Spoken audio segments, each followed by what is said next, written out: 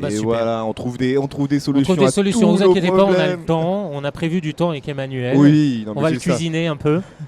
On aura C'est-à-dire le que temps. là, on a quand même bien débuté l'histoire du jeu vidéo. Bah, c'est bien parce qu'Emmanuel il va prendre juste derrière en fait. On a quasiment terminé là. de toute Ah bah façon. voilà. Ah non, on va parler du début des années 80 jusqu'à quasiment Jusqu'à aujourd'hui. aujourd'hui, quoi. On va Ouais. enchaîner sur un débat pour parler de ce qui se passe en ce moment dans le jeu vidéo. Mais Que parce- ça soit en termes de métier, que ça soit en termes d'offres, parce que il y a des petits bouleversements quand même depuis le Covid. Est-ce qu'on va encore parler d'IA? Parce que j'ai l'impression que. Non, pas forcément. pas Non, forcément. non, pas. On va ramener à une clé la USB. fin, maintenant. Non, mais en fait, l'idée c'est de parler de la naissance du jeu vidéo, en tout cas Vas-y. tel que moi je l'ai connu. Ouais. Oui, parce qu'en fait, Emmanuel, il commence dans le jeu vidéo au début des années 80. Bah, il va en parler. Donc on va partir de là. Donc C'est moi, bien qu'on ait fait une introduction j'ai des un années peu, 70 finalement. J'ai un peu Bah vu le oui, jeu parce vidéo. qu'il faut bien qu'il y ait un début à quelque chose, quoi. Et Ouais. c'est sûr que la naissance d'une industrie, ça apparaît pas de nulle part à un moment Mais donné. ouais. C'est-à-dire que si ça devient une industrie, c'est-à-dire qu'il y a de la production de bornes, c'est-à-dire qu'il y a un intérêt financier, donc Ouais, du ouais. coup qui engendre du coup toute une industrie, donc du coup de la concurrence, comme tu du coup disais- des engagements financiers. Tu l'as très bien dit, c'est-à-dire que jusqu'à Pong, c'est des délires d'ingénieurs. C'est des ingénieurs qui branchent des télés sur des circuits et oh c'est marrant, regarde, on fait bouger le point blanc sur l'écran, ce qui n'a aucun intérêt, ça les fait juste marrer eux. Et puis Pong arrive et c'est là qu'effectivement, c'est plus des délires d'ingénieurs, ça devient une industrie. Et ce qui est complètement fou, c'est que tu sais le premier produit culturel vendu par la Fnac jusqu'en 2022, tu sais ce que c'est?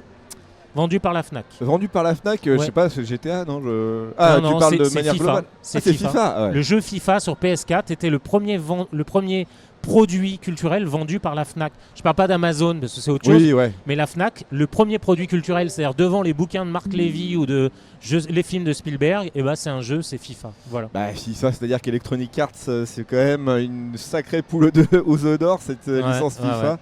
Même Qui est en s'ils train de l'ont changer. ils Ouais, l'ont c'est un peu perdu, je bizarre. crois, ou ils ont plus le droit d'exploiter le terme Ouais, FIFA, ouais, je crois. c'est- Mais, Maintenant, c'est comment? C'est Football Manager. FIFA a repris sa licence. Ah bon, en ouais, fait, ça y est. dans la négociation entre la FIFA et Electronic Arts, à un moment donné, ça a commencé à coincer pour des questions budgétaires. En ouais. gros, la licence coûtait trop cher selon Electronic Arts. Donc Electronic Arts a dit c'est pas grave, je vais me passer de la licence. Donc maintenant, ça s'appelle. c'est pas eFootball, mais c'est autre chose. Ouais, c'est un truc ouais. football. Enfin bon, voilà. Et FIFA devait J'ai regardé. faire développer des jeux, de nouveaux jeux sous licence FIFA.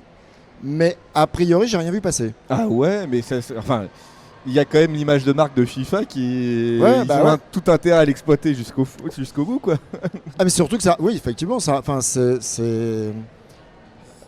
c'est la poule aux œufs d'or. La question c'est est-ce que c'est C'est la FC. marque FC maintenant. Ah oui, voilà. Oui, c'est ça. Football FC. FC Sport. Oui, non, ou Ouais, c'est oui. ça. FC. Mais donc la négociation portait sur le fait que entre FIFA et Electronic Arts, FIFA disait en fait ça rapporte autant d'argent parce que c'est FIFA. Ouais. Et Electronic Arts disait ça rapporte autant d'argent parce que c'est un bon jeu. Oui, ouais. Hmm. Ils Et se sont pas entendus, donc le juge de paix va être Bah, c'est-à-dire que les ventes oui, c'est ça. de FC Sport et de FIFA, on verra bien. Mais peut pour l'instant, je commencer. crois pas que FIFA soit parti.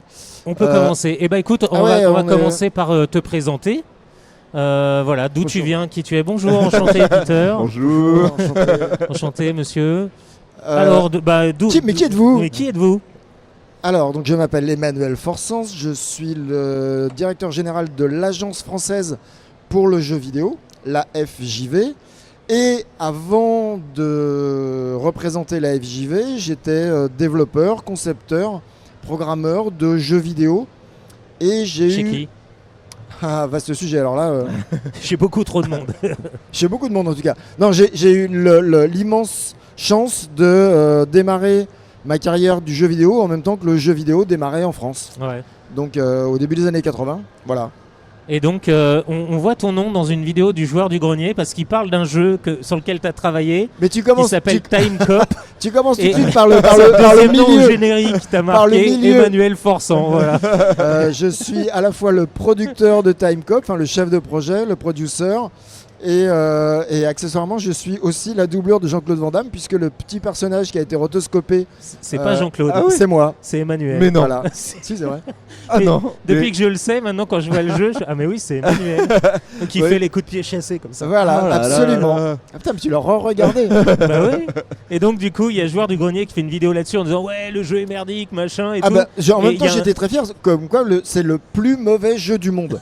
Donc, Et il y a respect un quand zoom- même. il y a un zoom sur l'écran des crédits et on voit producer Emmanuel Forçant. Donc voilà.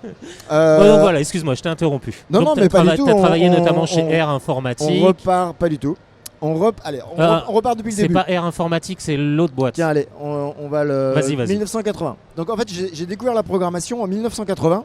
On peut peut-être changer. Voilà, super, bravo. Ça, c'est une TI-57 pour Oula. ceux qui sont pour les plus vieux d'entre nous. Une TI-57, donc c'est des premières calculatrices programmables.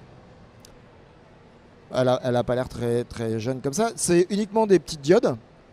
Ça a 50 pas de programme, donc 50 instructions. Et ça, c'est D'accord. ton premier ordinateur. Et ça, c'est mon premier ordinateur. Absolument. Je découvre le concept de la programmation en 1980. Faut savoir, enfin, à l'époque, 1980, il n'y a pas d'ordinateur, il n'y a pas de téléphone portable, il n'y a pas d'écran plat, il n'y a pas toutes ces choses-là. Hein. On est d'accord. Ouais, le ZX80, le ZX On va arriver un Spectrum. tout petit peu après. Ouais, c'est un petit peu après. Il se baille sur l'année d'après, le ZX81. hein. Ouais, c'est ça. L'Amstrad Et 84. je fais mon premier jeu là-dessus. En fait, D'accord. je me dis que on peut faire des trucs rigolos. Donc je crée un jeu. Comment est-ce qu'on fait un jeu vidéo Bah sur une oui. calculatrice qui n'affiche que des chiffres? Alors c'est très simple. Donc le jeu s'appelle Catapulte. Donc déjà ça vous donne une petite idée du concept. Donc tu rentres un premier chiffre, c'est l'angle de ta catapulte. D'accord, ouais. Tu rentres un De deuxième 0 chiffre. à 90. Parce qu'après, on se tire Ah dessus. non, quoi. tu peux. Ah, tu peux. Tirer dans Pour l'autre sens. les gens qui veulent tirer Non, ça sur leur marche. camp. Tu rentres un deuxième chiffre qui est la force de ta catapulte et ça t'affiche un résultat qui est la distance à laquelle tu es tombé de ta cible. Ah oui, ok. Tout ça, il faut une petite notice pour que ça t'explique ce qu'il Ah faut ouais. faire parce que Ah ouais. la calculatrice elle te dit rien, elle est en mode input 2 fois et en mode résultat. Voilà. Mine de rien, à cette époque, quand on jouait à ce jeu, on imaginait, on voyait la catapulte. Alors après, tu vois le décor que tu veux, hein, Oui, oui, oui. mais et c'est vraiment le tout début du jeu vidéo. Faut travailler sur l'imagination. Ah, mais quoi. complètement. Et du coup, Mais- pourquoi c'est considéré comme un jeu vidéo du coup? Enfin, comme un jeu plutôt, parce que le côté vidéo il est pas très clair, mais comme un Bah, jeu. pour nous, à l'époque, on le considérait comme un jeu vidéo. Alors, on l'a considéré a posteriori, dès qu'on a commencé à travailler sur les ordinateurs, comme un jeu vidéo, parce que c'est un jeu avec une interaction avec l'ordinateur. D'accord. Faut bien se mémoriser qu'à l'époque, tous ceux qui ont commencé à développer des jeux vidéo le faisaient plus par passion Ouais. de l'informatique.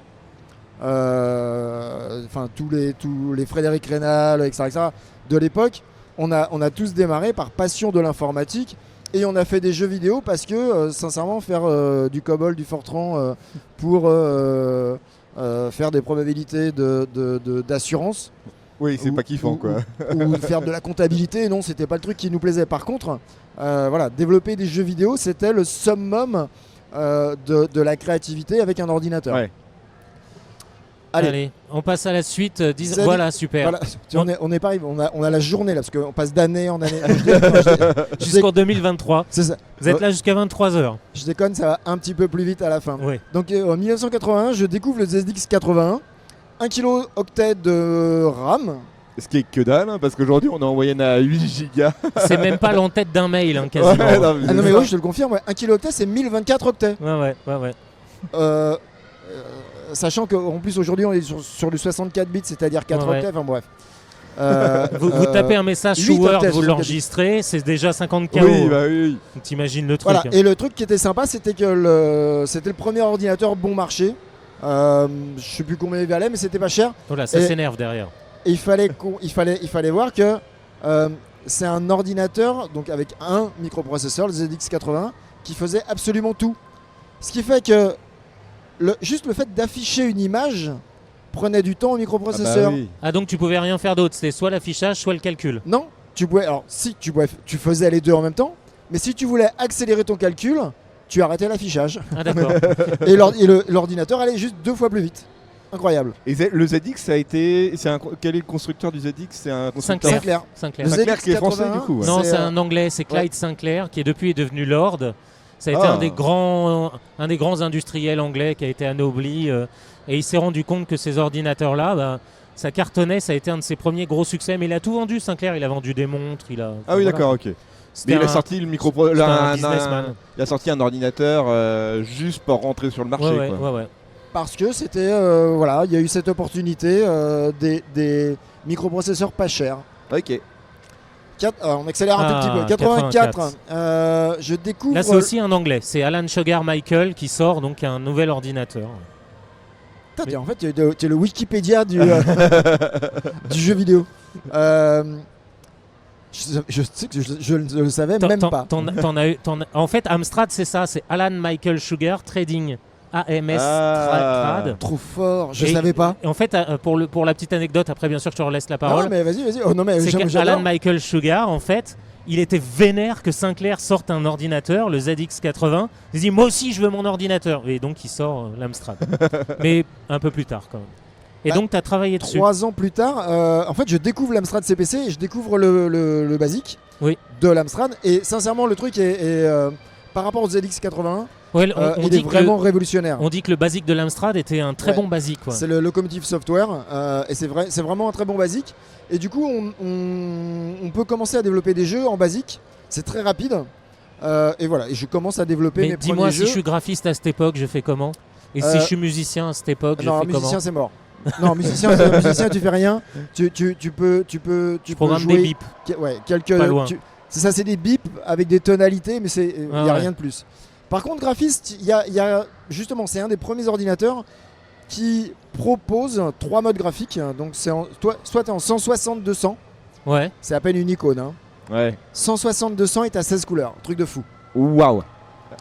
Sans contrainte. C'est-à-dire qu'avant, les ordinateurs avaient des contraintes. C'est-à-dire que si tu mettais du bleu là, tu pouvais pas mettre du rouge. Enfin bon, D'accord. c'était un D'accord. cauchemar.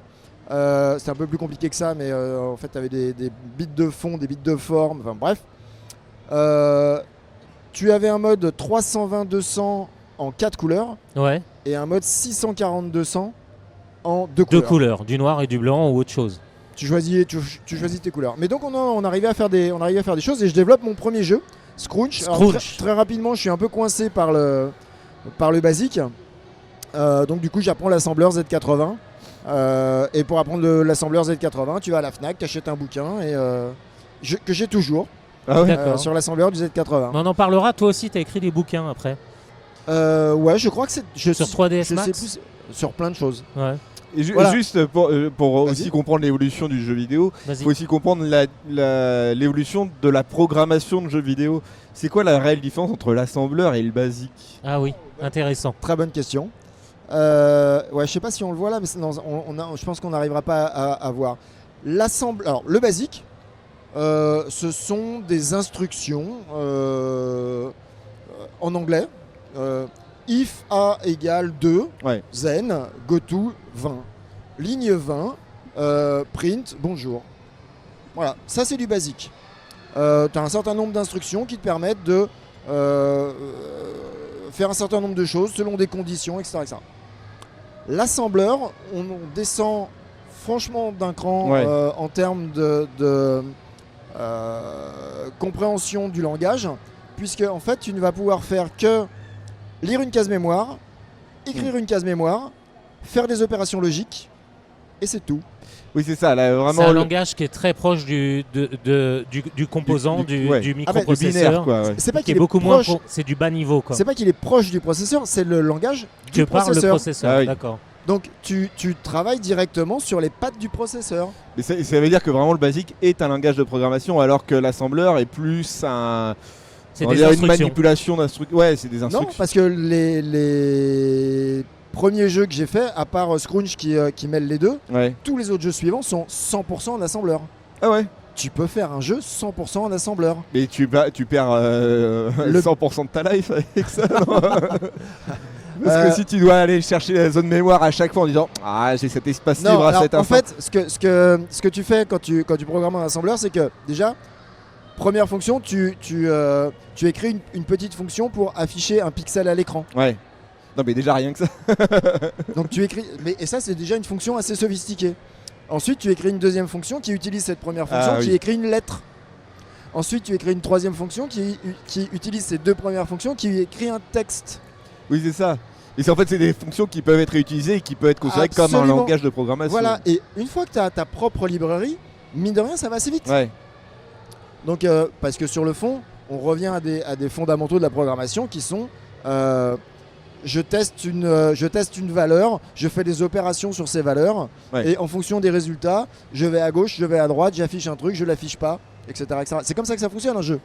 D'accord, oui, non mais je vois, non c'est cool. Et donc là, si j'ai bien compris, pour jouer à ton jeu, faut taper tout ça là. Alors, à l'époque, le marché du jeu vidéo n'existe pas encore vraiment, on est en 85. Il y a des magazines hebdogiciels qui existent. Tu achètes le magazine, papier, et tu as du code source. Tu as donc, des jeux, tu tapes ton code, et tu tapes le code. Ça, c'est une des 7 ou 8 pages de code à taper. Toi, tu t'es amusé à le refaire le jeu ou pas? Pas encore.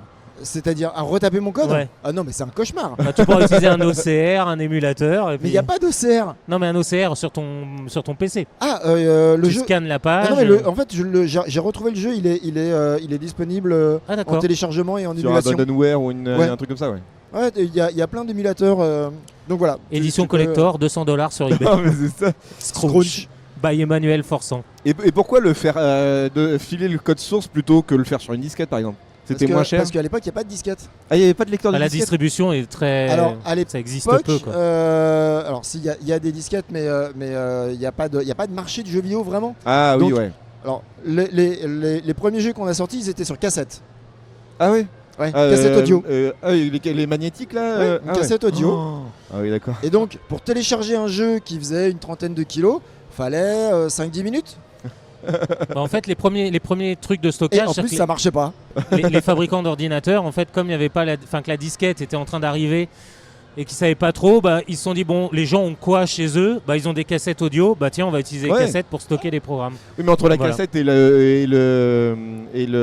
disquette, ça reste toujours des bandes magnétiques qui sont. Ouais, sauf qu'en fait, sur la cassette, en gros, les données sont alignées les unes après les autres. Sur une disquette, tu compares ça à un parking avec des numéros d'emplacement et l'ordinateur, il a le plan du parking et il sait par exemple que sur tel emplacement, il a tel graphique ou telle donnée de jeu, alors que sur une cassette, il est obligé de tout lire. Ah, le bordel. Le coup du parking. Ouais, moi je parle, la disquette, c'est le parking Ikea. Ta voiture, ta Renault 13, elle est en F24 et puis voilà. Parce que c'est exactement ça, parce que alors le plan du parking s'appelle une FAT. Ouais. C'est l'endroit où tous les fichiers sont, voilà. En fait, ça te donne vraiment le plan, ça te dit.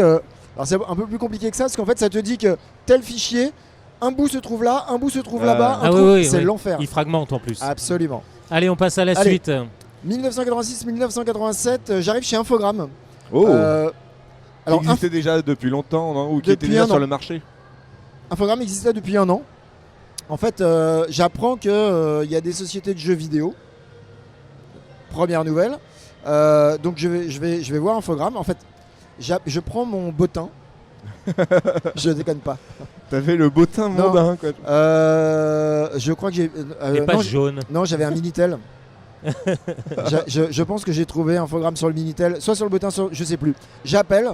Je tombe sur quelqu'un. Je dis bonjour, je suis programmeur. Est-ce que vous cherchez les programmeurs? On me dit écoutez, passez cet après-midi. Je passe l'après-midi, je rencontre Bruno Bonnel et Jacqueline Caraz, le big boss. Je leur montre ce que je fais, Scrunch et d'autres trucs. Ils me disent bon écoute, super, mais on n'est pas intéressé par tes jeux. Par contre, tu commences quand tu veux. Ah, parce que j'ai commencé. Ils cherchaient des développeurs. Non, mais c'est ça, à ce moment-là, j'ai commencé le lundi. Bah, tu programmes un assembleur, viens. C'est marrant parce que tu dis, parce qu'en fait, à l'époque, un créateur de jeu, c'est un programmeur. Ah bah oui, non mais toi aujourd'hui, un créateur de jeu, on appelle ça un game designer ou un graphiste.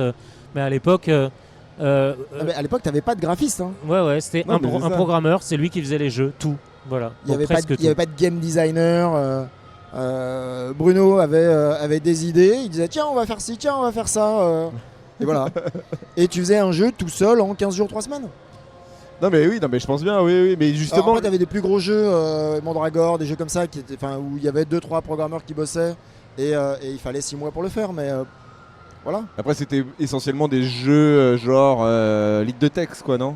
Au tout début. Pas forcément. Pas forcément. Non, il y avait, C'est pas il y avait- ceux qui étaient les plus il y avait- rentables et non, les il plus y avait connus. des jeux graphiques, TO7, MO5, il y avait l'Apple II à l'époque. Ah oui, c'est vrai. Apple II, Apple II GS qui sont arrivés un petit peu après.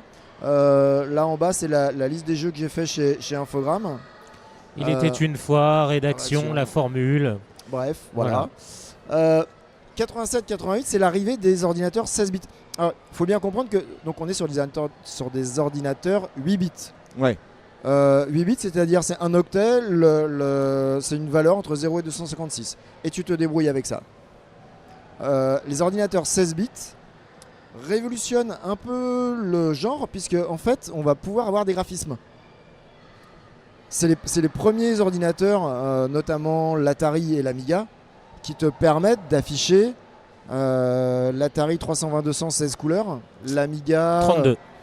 32 couleurs 16 et 32, c'est ça. Atari 16 couleurs et 32 Et simultanément 32 pour l'Amiga. pour l'Amiga, ou 4096 en mode AM avec des Ouais, contraintes voilà. super particulières, etc. C'est-à-dire que tu peux. En gros, le mode AM, c'est Hold and Modify. C'est-à-dire que tu modifies la palette en cours d'affichage. Ah. L'affichage à cette époque, en fait, c'était des lignes d'écran. Et en gros, tu pouvais dire bon, bah, ma première ligne, elle fait partie des 32 couleurs de cette palette-là. Ouais. Et la ligne d'après, tu pouvais dire ah, bah, je switch de palette. Ça, c'est autre chose en fait. Ah, c'est autre chose. Ça, c'est un mode raster qui était un mode pour les demo makers. D'accord, ok. Et c'est ce en fait, on arrivait à le faire, mais du coup, c'était vraiment que de la démo. Le mode AM, c'est exactement ça, c'est Hold on Modify, mais en fait, tu modifies une seule des composantes du ok. pixel d'avant D'accord. pour que ça prenne moins de place en mémoire. Et donc, du coup, ça bave un petit peu. Ouais. Puisque tu ne peux modifier que soit le rouge, le vert, le bleu. Donc, si tu veux passer du rouge ou d'un violet, par exemple, à du noir, tu es obligé d'éteindre progressivement. Donc, si Ouais. tu éteins le rouge, tu vas avoir du bleu. Et tu éteins le bleu, tu vas avoir du noir. Donc, tu vas avoir un pixel qui bave un peu. C'est ça le mode. Mais voilà, Et impressionnant. là, donc, tu as continué à faire des jeux, toujours chez Infogrames. Non, là, je Caras passe chez Édition. En fait, on part d'Infogrames. On est 6. Mais c'était qui, Caraz?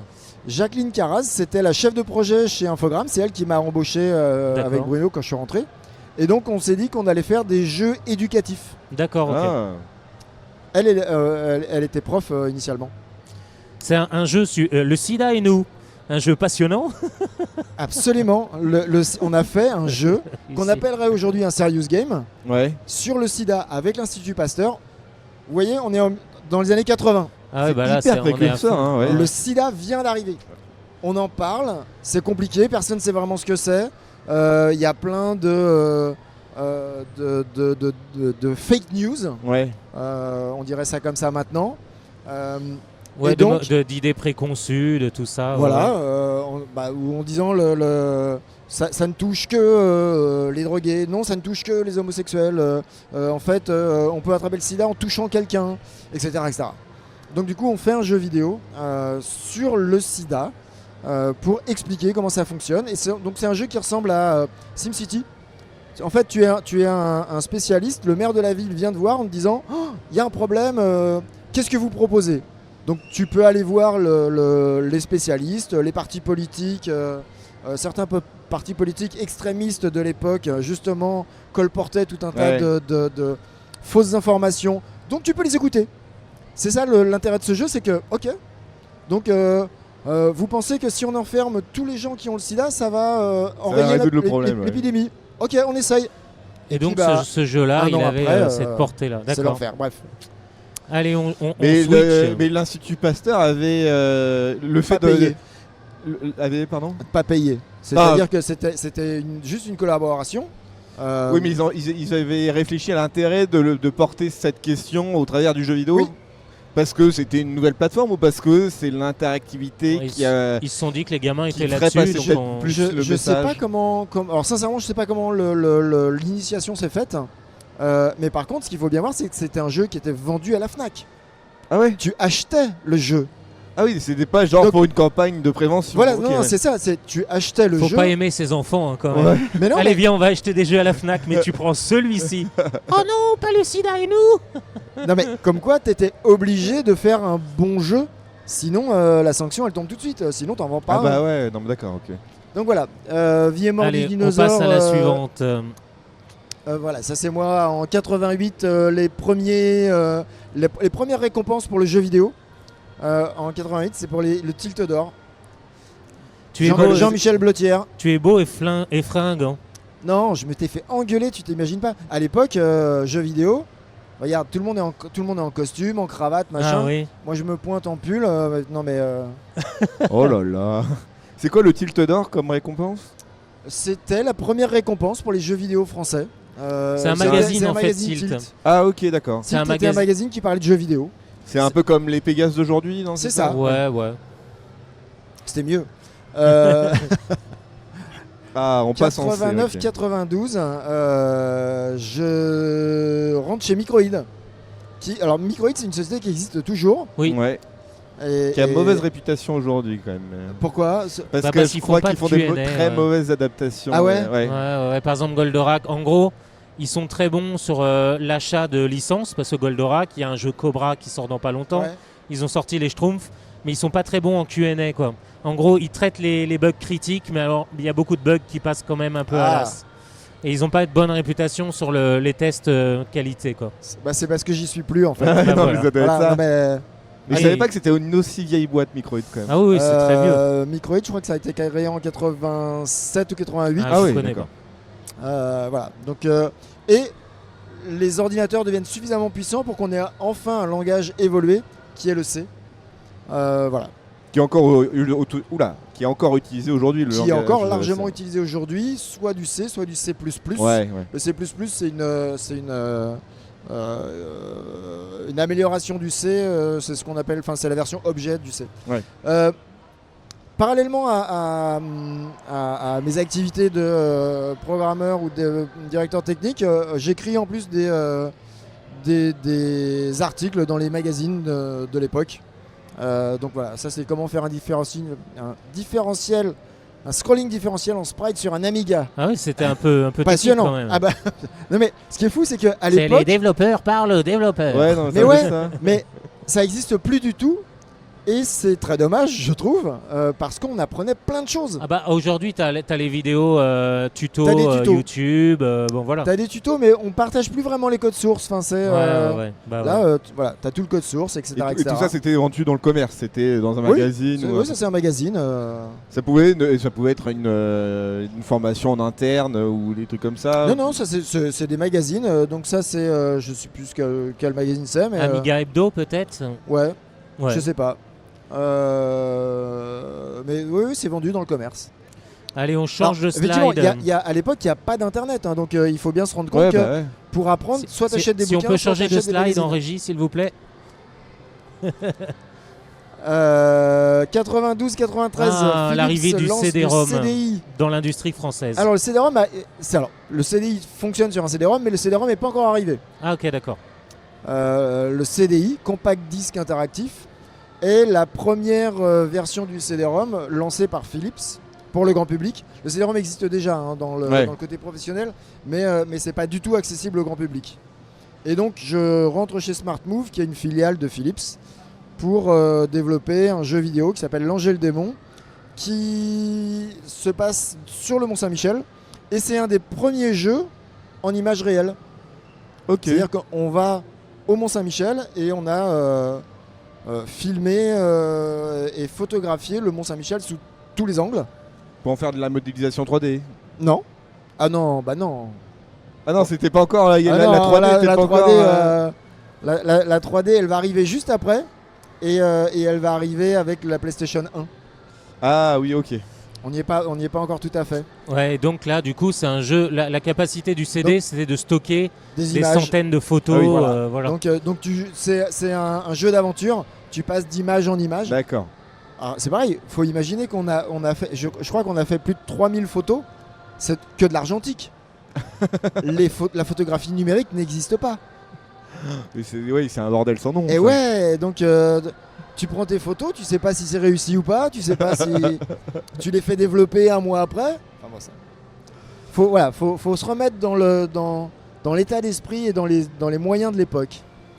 Parallèlement, j'écris aussi des bouquins. Voilà, ouais, la 3D sur PC, 3D Studio. Donc, ouais. alors, un truc dont je suis particulièrement fier, c'est que tous les graphistes 3D de l'époque ont été formés grâce à moi Mais non. en France. Si. Ouais, parce que 3D Studio, personne ne l'achetait. Eh oui, eh oui. Oui. Donc, t'avais pas la notice, si tu vois ce que je veux dire. C'est un logiciel qui coûtait, je sais pas moi, C'est l'équivalent de 20 000 quelques francs, milliers d'euros aujourd'hui. ouais, Ah ouais, oui. ouais. Ouais, non, personne n'avait les Donc, moyens. au Par lieu contre, tout le monde avait une version pirate de 3D Studio. Ouais, voilà. Tout le monde. Et pouvait s'acheter un bouquin pour suivre un peu les. Donc D'accord. voilà, ça c'est le bouquin que j'ai le plus vendu. Il fait quand même un peu plus de 3000 pages. Ah ouais. Ah non, c'est un pavé, c'est monstrueux. Et ça, c'est tous les bouquins que j'ai écrits sur le DOS, sur les tableurs, Ah oui, sur d'accord. CorelDRAW, etc., etc. Parce que pour toi, la transmission quand même de ce genre de savoir était important aussi, du coup. Ouais. Et je continue. Enfin, je Ouais. fais plein d'interventions dans des écoles, etc., etc. C'est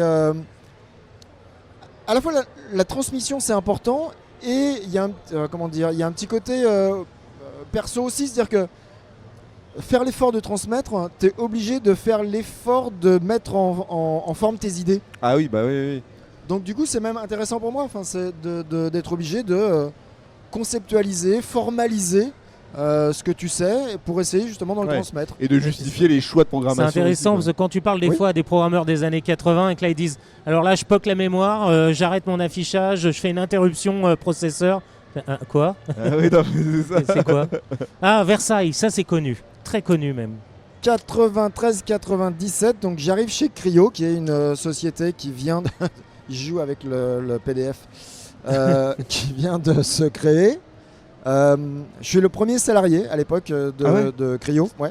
Et donc Cryo, c'est les anciens d'Air Informatique. Absolument. C'est ça que je me suis en fait, trompé, ouais. c'est Rémi Herbulot et Philippe Ulrich, Jean-Martial. Philippe Ulrich, qui créent une société avec Jean Martial. D'accord. En fait, à l'époque, ils sont en train de faire Dune D'accord. pour Virgin. Et chez Virgin. Jean Martial travaille chez Virgin. Et Virgin dit on arrête. On arrête le jeu vidéo en interne. Pour la petite anecdote, c'est grâce à Jean-Martial Lefranc qu'on a eu la Master System en France, la Ah ouais Sega Master System. Ouais. C'est lui qui s'occupait de la distribution notamment. Oui, mais il y avait déjà eu des consoles avant chez Oui, Sega. bien sûr, en bien France, sûr, oui, bien sûr. oui. Mais c'est lui C'est qui juste pour la s'occupait distribution en France. de la distribution. Mais donc Virgin dit on arrête en interne. Par contre, monter une société et on finance la fin du développement. D'accord. Donc c'est comme ça que Cryo est né. Jean Martial a quitté Virgin et Philippe Ulrich et Rémi Herbulot ont créé avec Jean Martial Cryo Interactive. Et le premier salarié, donc Philippe m'appelle en me disant on vient de monter une boîte, est-ce que ça t'intéresse de venir nous aider? Moi à l'époque j'étais toujours chez Smart Move, mais j'avais fait savoir que ça allait pas le faire parce que Philippe arrêtait le CDI. Ouais. Donc voilà, ça s'est très bien trouvé. Et on fait Dune, enfin il termine Dune et donc ça c'est tous les jeux auxquels j'ai participé, Versailles, Égypte et les Blasters, etc. Ouais. Les deux jeux dont je suis le plus fier, c'est Versailles. Donc on a fait un jeu avec Versailles sur l'histoire de Versailles, l'histoire de France au temps de Louis XIV à l'époque. Enfin, Ouais, voilà. ouais. Je crois que le jeu c'était complot, le sous-titre c'était complot à la cour du roi ou quelque chose comme ça. Ouais. Versailles, complot à la cour du roi Soleil. Ah, Bravo. ouais. On en a vendu des caisses, ça a été un succès. Oui, parce que vous étiez en monstrueux. collaboration avec les RMN, la réunion des musées Alors en fait, nationaux. c'est une coproduction RMN, Canal+, et Cryo. Donc des gens Oh, qui oui, se oui. mettaient un peu sur le multimédia. Quoi. Ah oui, d'accord. Et Ah c'était le premier produit multimédia très haut de gamme de l'époque. D'accord, ouais. Parce que donc là pour le coup on a tout remodélisé en 3D, enfin c'était incroyable. Et l'autre jeu qu'on verra pas mais dont je suis très fier et qui a absolument pas marché, mais alors pas du tout, c'est le Deuxième Monde. Deuxième monde. À Cryo, on a inventé le premier monde virtuel massivement multijoueur. Ah ouais, Ouais. Avant Second Life du coup. Quelques années avant Second Life. Ouais. Puisque le Deuxième Monde est sorti en 80. Alors officiellement il est sorti en 97. Nous on a commencé à le tester en 95. Et c'était vraiment les balbutiements, le début de l'internet et du web. Mais alors pourquoi partir là-dessus? Parce que vraiment tout était encore hyper naissant et c'était quand même un investissement hyper dangereux, quoi. Ouais. Ah mais c'était pire que hyper dangereux parce que pour le coup c'était Canal+ qui finançait. Alain Lediberder et Philippe Ulrich. Donc Alain Lediberder était le directeur des nouveaux programmes à Canal+ à l'époque. Ouais. Et Philippe Ulrich passe une soirée un peu arrosée à Imagina, à Monaco. C'était le festival des images de synthèse. D'accord, ouais. Et ils inventent ce concept en se disant mais qu'est-ce qu'on va faire avec la 3D et puis l'internet et puis mais en fait on pourrait faire un monde virtuel dans lequel les gens communiqueraient, ils auraient des avatars. C'est vraiment ça. C'est le à l'époque, métaverse il y a 30 ans. n'existe Quoi. pas. Voilà, ouais, c'est l'invention du métaverse. Même le concept n'existe pas. Donc ils imaginent ça et ils reviennent le lundi d'après en disant Manu, viens voir, on a eu une idée incroyable. Donc ils me décrivent le truc. Et effectivement, l'idée est incroyable. Ils ont inventé le métavers avant que le métavers n'existe. Et ils te disent bon bah vas-y, maintenant démerde-toi, c'est ça l'idée, c'est ça le concept. À l'époque, on sait pas faire de 3D. Bah oui. Et on maîtrise, on connaît rien à Internet. Donc on a embauché un polytechnicien exprès qui venait de travailler sur de la 3D. Enfin, c'est un truc de fou. Et tu pouvais te balader sur les Champs-Élysées en version. Et on a reconstitué tout Paris. Métaverse. Ah ouais. On avait reconstitué Paris. Avec les façades modélisées. C'est le Paris des années 1984. Des années 90, mais il y avait les Virgin Megastore.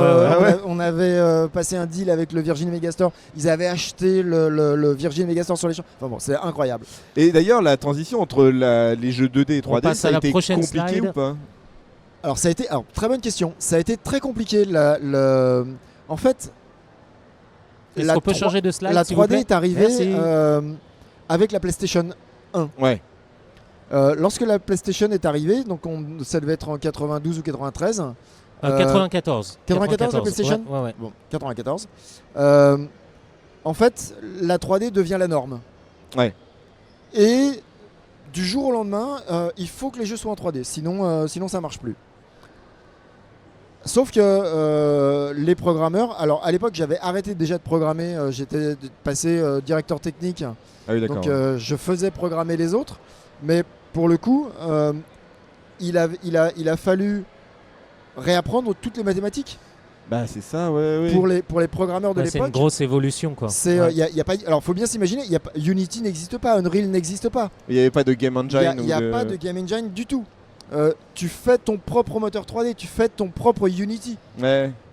Donc c'est un travail mathématiquement super balèze. Faut être capable de faire des projections, c'est pas le plus dur. Des calculs matriciels, ça devient un peu plus compliqué, etc., etc. Donc t'as tout un tas de programmeurs qui jettent l'éponge. Ouais. Et il faut savoir une chose, c'est qu'à l'époque, quand tu voulais faire un jeu avant l'arrivée de ces game engine, c'est toi qui fabriquais tes propres outils, quoi. Oui, c'est ça. Tu vois, quand Shai il fait Another World, c'est lui qui a créé son éditeur de polygones pour faire ses personnages, mais c'est lui qui l'a programmé de A à Z. Tu te crées tes outils, en fait. Tu te crées tes outils. C'était des parce compétences que tu pars du principe complètement folles. que c'est un investissement sur l'avenir. Tu sais que ça va être un outil qui va être c'est des compétences exploité complètement folles. C'est-à-dire que tu dois faire des jeux et en même temps, c'est comme si tu faisais ton Photoshop. Parce qu'il n'y a pas ce que tu veux dans Photoshop. Aujourd'hui, il y a encore des programmeurs outils. Hein. Ah oui. Oui, il y a encore. Ubisoft avait son propre moteur, le Frame. Absolument. Sur lequel ils ont fait et de toute façon, pour tous les jeux, tu es quand même obligé de faire un certain nombre d'outils, à part des jeux extrêmement simples. Des outils qui vont te permettre de modifier le script que tu as écrit pour qu'il soit interprété, des outils qui vont te permettre de découper les éléments en fonction de ton scénario, etc., etc. Donc le concept d'outils existe encore quand même beaucoup dans le jeu vidéo et c'est devenu un métier à part entière, programmeur outils. Et tu as pu travailler aussi sur je crois que la PlayStation fournissait des développeurs kits aux boîtes de développement avant l'arrivée de la PlayStation 1, non ? Oui, mais ça a toujours été le cas en fait. Quand tu es quand tu es un studio de développement un peu connu et que tu entretiens déjà des relations avec Sony, Nintendo et ou Microsoft, tu es au courant en fonction de ta taille et de ta notoriété. Tu es au courant un peu avant la sortie de la console. Alors un peu avant, ça peut être 1 an, 2 ans avant. Oui, d'accord, okay. Donc le problème, c'est que quand tu es très connu, du coup, tu as des kits de développement dont on te dit on n'est pas sûr que ce soit ça la version finale. Hein. Ah, oui, Donc tu commences à développer des jeux et puis 6 mois après, on dit finalement le microprocesseur là, on l'a changé. Donc la librairie, elle fonctionne plus, donc tu es obligé de tout réécrire. Je suis en train de regarder justement les jeux qui sont sortis sur PlayStation côté Cryo. Parce que justement, je peux te le dire. Hein. Voilà, Pax Corpus notamment, Hardboiled en 97. Enfin voilà, vous en avez fait pas mal quoi. Mais justement, quand tu es arrivé à Cryo, ils avaient déjà le développeur kit ou c'était arrivé Non, parce que quand je suis arrivé chez Cryo, la PlayStation n'existait pas. J'ai vu l'arrivée de la PlayStation chez Cryo. Et quand je suis arrivé chez Cryo, on faisait que de la 2D. Hein. C'est ça. Okay. C'était des jeux en sprite. C'est pendant ma période Cryo que j'ai vu la 3D arriver. Il y avait aussi les ordinateurs. Le marché des jeux sur ordinateur existait aussi à ce moment-là, non ? En 94. Largement, beaucoup plus qu'aujourd'hui. On parlait beaucoup moins des consoles. Le 50% c'était du jeu sur ordinateur. D'accord. Et en fait, quand je suis arrivé chez Cryo, on a aussi, on a vécu 3 très grosses révolutions. On a vécu en premier l'arrivée du CD-ROM, qui a vraiment été un game changer, puisqu'on passait de jeux sur disquette, une disquette c'est 720 kg. Ouais, c'était que dalle. Ouais. Donc même si tu mets 10 disquettes, ça fait 7 mégas à 650 mégas. Oui, donc c'est d'un coup. La teuf quoi. Donc l'équivalent de 800 disquettes, tu vois, 700 disquettes. Du coup, on s'est dit on va pouvoir mettre des images, on va pouvoir mettre des vraies histoires, on va pouvoir mettre des séquences cinématiques, etc. Donc ça a vraiment tout changé. Deuxième game changer, la 3D arrive. Donc il faut tout réapprendre. C'est vraiment un changement complet d'environnement, de paradigme même, dans le sens où on peut faire des environnements à l'intérieur duquel on va évoluer, alors qu'on a plutôt l'habitude de jeux un peu click and play, ou de sprite, du scrolling, etc. Troisième game changer qui a changé les choses un petit peu après, parce que nous on l'a vu arriver donc, en 95, qui était Internet. Internet s'est vraiment démocratisé dans les années 2000 pour le jeu vidéo. Par contre c'est la slide d'avant, juste merci. Donc j'arrive chez Virtual Studio en 97, je quitte Cryo et vous allez faire la mer zone de Benoît Socal. On fait la mer zone, c'est le premier jeu de Benoît Socal. Ouais. C'est un des alors c'est pas la première adaptation d'une bande dessinée, parce que Infogrames en a fait quand même beaucoup. Mais c'est la première fois par contre que l'auteur de la bande dessinée est l'auteur du jeu. Ah ouais ? Ouais. C'est qui l'auteur de Benoît Socal. Attends, on pourrait le refaire. Benoît Socal, on était synchro. Benoît Socal, Canardo. Oui. Donc la mer zone. C'est vrai que c'est moins connu maintenant. Siberia. Ah oui, d'accord. Ouais. Il est décédé il y a quelques années. Voilà, une expérience, une aventure assez incroyable, parce que de développer un jeu avec un auteur comme Benoît, ça a été vraiment quelque chose de passionnant. Allez, 97-2002. Donc parallèlement à mon en fait je lance 2 activités en même temps. Je lance 4X Technologies et je reprends Virtual Studio. 4X Technologies, en fait, je pressens que justement le concept de middleware, Ouais. c'est-à-dire parce que ce qu'est aujourd'hui, ce que sont Unity, Unreal et tous ces outils, va devenir quelque chose d'important dans le jeu vidéo. On commence à devenir une industrie, on commence à avoir justement besoin d'outils, ce qu'on appelle d'outils sur étagère. Je vais pouvoir acheter des outils. Donc je crée 4X Technologies en 97. Et ça permet aux studios de gagner en productivité parce qu'ils développent plus leurs outils. Complètement. Donc, du coup, Et alors à la fois en productivité et même financièrement parlant, c'est intéressant puisque se dire que tu vas développer un moteur 3D quand c'est pour toi et que tu vas pouvoir l'amortir sur tous les jeux que tu vas faire, c'est-à-dire peut-être 4, 5, et développer un moteur 3D et que tu vas amortir sur 100, 200, 1000 peut-être. Alors nous on l'a pas amorti, mais on l'a vendu pour quelques dizaines voire centaines de jeux. Bah, c'est pas les mêmes investissements que tu peux, te permettre, etc., etc. Et puis c'est pas le même niveau de finition. Donc pour les programmeurs c'est quand même plus agréable. Donc voilà, on développe un moteur 3D, un moteur de compression vidéo et un moteur qu'on appellerait VR aujourd'hui. Et pour la petite histoire, donc le moteur de compression vidéo a été racheté quelques années après par Nintendo. Ah ouais. Et c'est toujours Nintendo l'utilise toujours. Ah ouais. Pour ces jeux d'aujourd'hui, quoi. Ouais. Et ils ont plein de technologies, mais ça la fait partie, sur la partie vidéo. Et pour la petite histoire, la partie la R&D de 4X Technologies est devenue la R&D Europe de Nintendo. Ils l'ont racheté. Ah ouais. C'est devenu Nerd Nintendo Europe R&D. Pas mal. Oui, c'est pas mal. Pas mal. Donc 97, c'est le premier jeu sur mobile. Snake. Ouais. C'est pas si vieux que ça. Enfin, moi j'ai l'impression que c'est pas si vieux que ça. Bon, après, ceux qui sont nés après 97 se disent bah, c'est la préhistoire. Mais donc voilà. Mais tu l'as pressenti aussi que les plateformes, là tu parles de Snake sur Nokia, Non. et aussi la VR, tu l'as pressenti que c'était aussi le format et la plateforme allaient être aussi game changer dans les jeux vidéo. Le mobile, je l'ai pas vu venir. Ouais. Alors, surtout en 97. En 97, on est sur le WAP. Je sais pas si tu as connu le WAP. C'est l'ancêtre de la des stores. C'est l'ancêtre des Ah stores. oui, c'est ça, oui. J'allais dire l'ancêtre de la 4G, mais pas du tout. Non, c'était les stores. Ouais. Et c'est un cauchemar. En fait, c'est un peu comme ceux qui ont connu les premières cartes graphiques. Ça marche jamais, t'as pas le bon driver, tu télécharges des trucs. Ouais. C'est un cauchemar. On est en 2000 et c'est le début de Flash. Pareil, c'est un gros game changer, Flash. Ouais, c'est vrai. C'est ce qui a permis de faire Cochon Land, par exemple, pour les plus vieux encore. Et c'est surtout ce qui a permis de faire Dofus. Si on peut changer la slide, s'il vous plaît, en régie. Ah oui, pardon. Tac, on est sur 2000. Voilà, Parfait, 2000. merci. Flash 5 qui intègre l'Action Script, parce que Flash existait avant, mais l'Action Script, c'est vraiment ce qui a permis de développer les jeux. Et c'est le début des jeux par navigateur. Ouais. Donc avec Cochon Land, donc Ankama qui existe toujours avec Dofus. Bah, ils ont un grand stand d'ailleurs ici. Ah, ils ont un on est stand, passé je les ai devant, pas vus. oui, avec Maliki qui sort un jeu chez Ankama. Oui. On les a eu au Ouais, Japan je Tour m'en ai d'ailleurs. parlé, Ouais, ouais. ouais. On a présenté le prochain jeu Donc Maliki. Ankama, Le premier jeu Maliki. et pour la petite histoire, donc Ankama, qui sont arrivés en 2004 avec Dofus.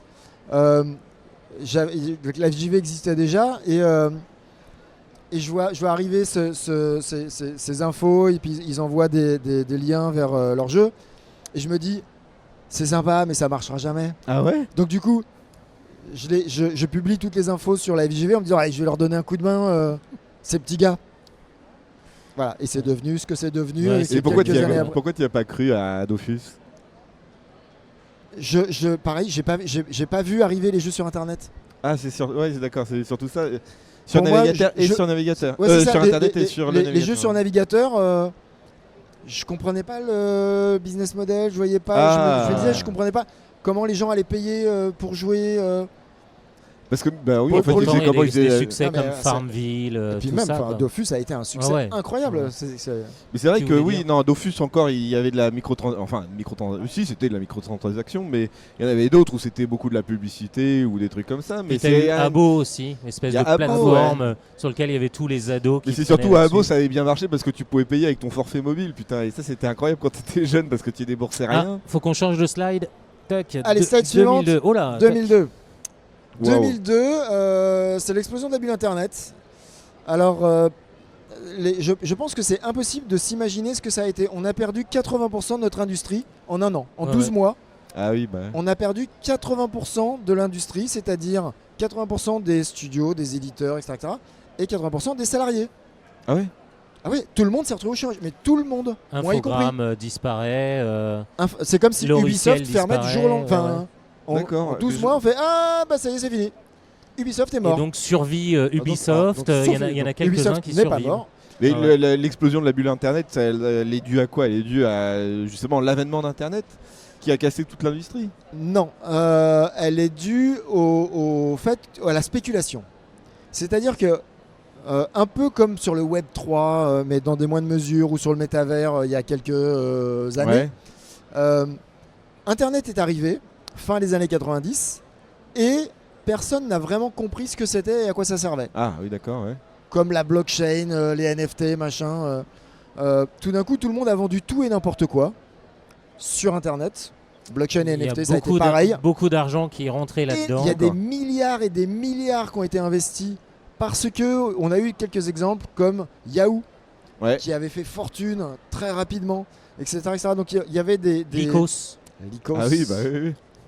Le Les Labrador. Voilà, il y avait des sociétés qui avaient gagné des milliards, mais en fait on s'était aperçu a posteriori qu'elles avaient gagné des milliards grâce à la bourse. C'était sous perfusion, quoi. C'est des boîtes qui étaient. Elles n'avaient pas gagné des milliards parce qu'il y avait des milliards de chiffre d'affaires. Ouais. C'était la bourse. Des gens ont mis de l'argent dedans il y a et eu au un final, emballement. c'était rien, quoi. Mais colossal, qui n'a rien à voir avec ce qu'on a connu avec le Web3. Le Web3 et les blockchain et tout ça, c'est tout petit. Là, c'était vraiment des milliards qui ont été investis. Et tout le monde s'est rendu compte que c'était du flan.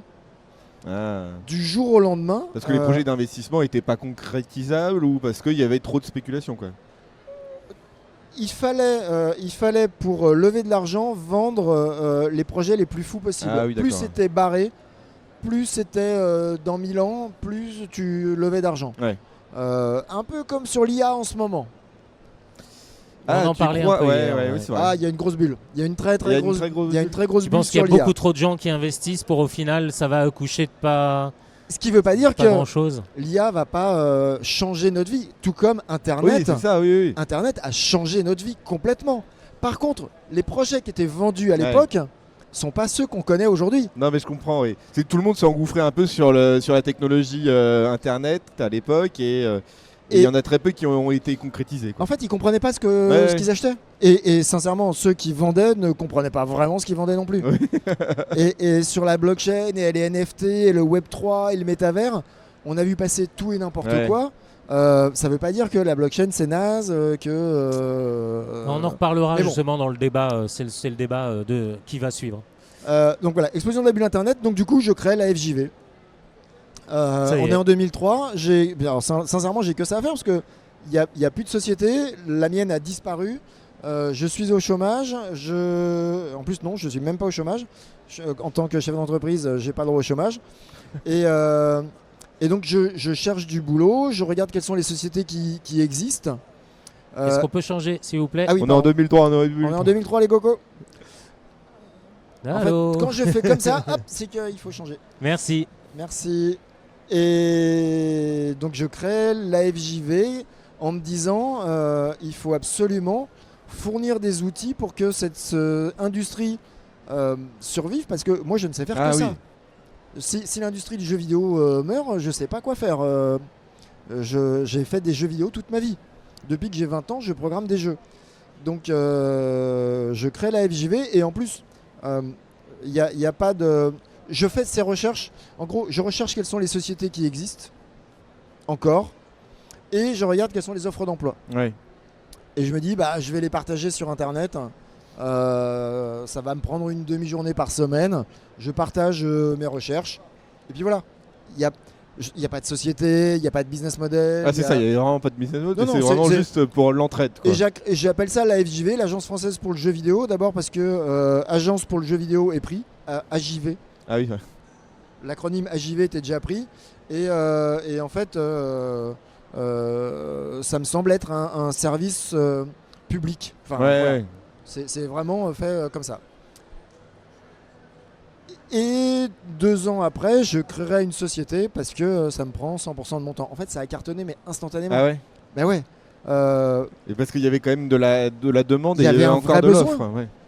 Il y avait un vrai besoin de. Alors, les quelques sociétés qui avaient subsisté savaient plus comment toucher ceux qui cherchaient du boulot, savaient pas comment embaucher. Enfin, ça a été le bon outil au bon moment pour tout le monde. Donc voilà, la FJV aujourd'hui, c'est 3 grandes choses. Les annuaires. Donc tu as toutes les sociétés qui sont référencées dans l'annuaire de la FJV. Elles sont classées par type de métier, donc les studios, les éditeurs, les prestataires, les écoles, la presse, etc. etc. Une veille sectorielle, donc une veille sur tout l'aspect légal du jeu vidéo, le droit, une veille économique, une veille sociétale, toutes les recherches qui sont faites autour du jeu vidéo, et l'emploi, puisque en fait ça diffuse aujourd'hui toutes les offres d'emploi qui sont diffusées. Il y a un certain nombre d'offres d'emploi qui sont diffusées nulle part. C'est le canal préféré des studios, c'est les potes. Oui, bah c'est le réseautage. Tu connais pas, t'as pas un pote qui cherche du boulot en ce moment, voilà. Donc c'est ça. Allez, la suite. Ah bah oui. On arrive en 2005. 2005, gros changement. Internet, pour le coup. World of Warcraft.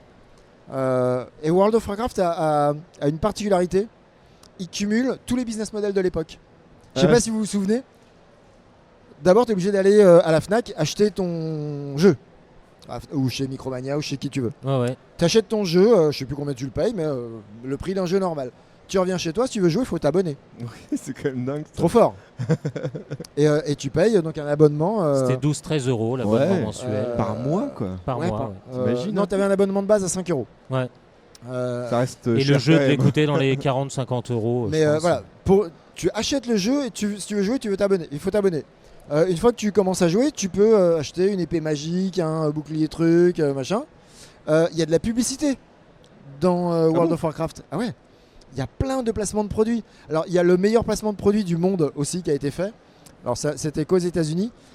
Ils ont monté une Pizza Hut. T'es pas sérieux? Tu avais une hut gigantesque, Pizza Hut, avec des gnomes, des gobelins, etc., etc.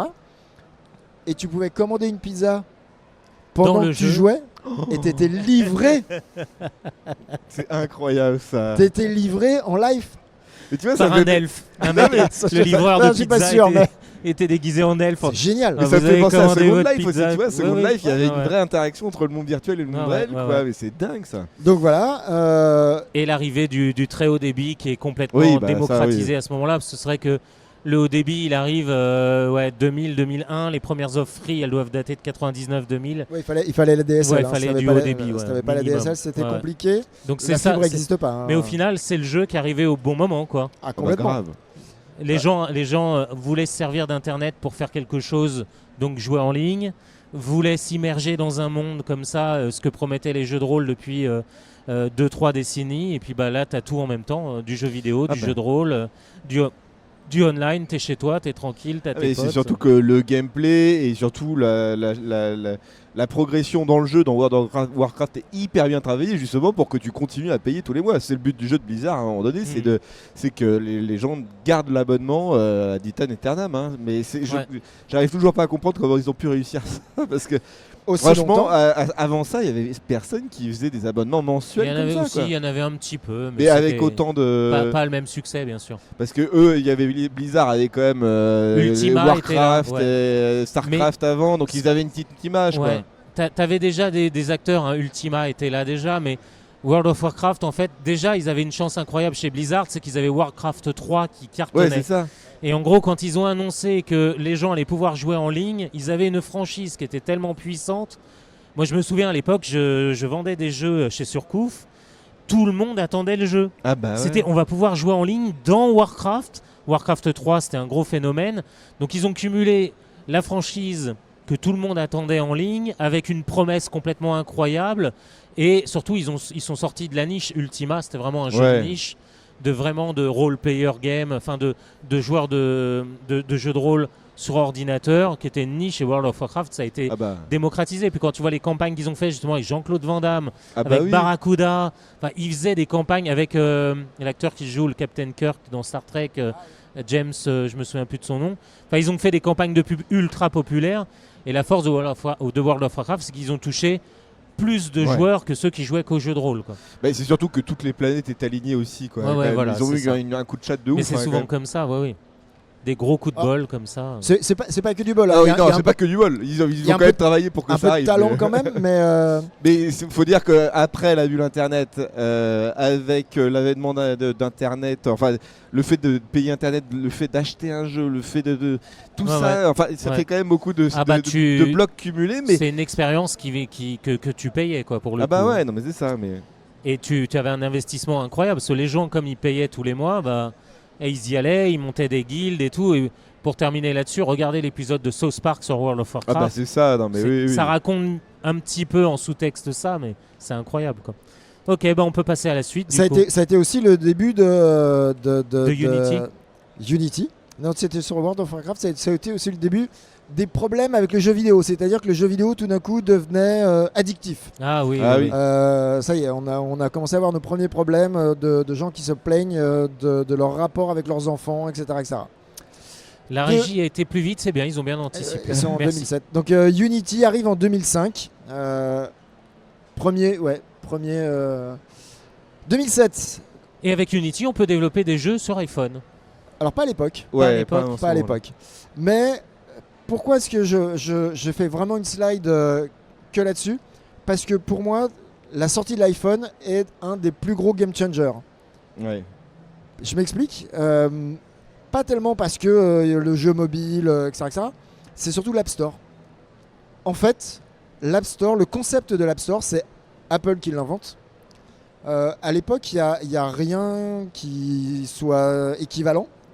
Et en fait, c'est Apple qui invente la dématérialisation du jeu vidéo.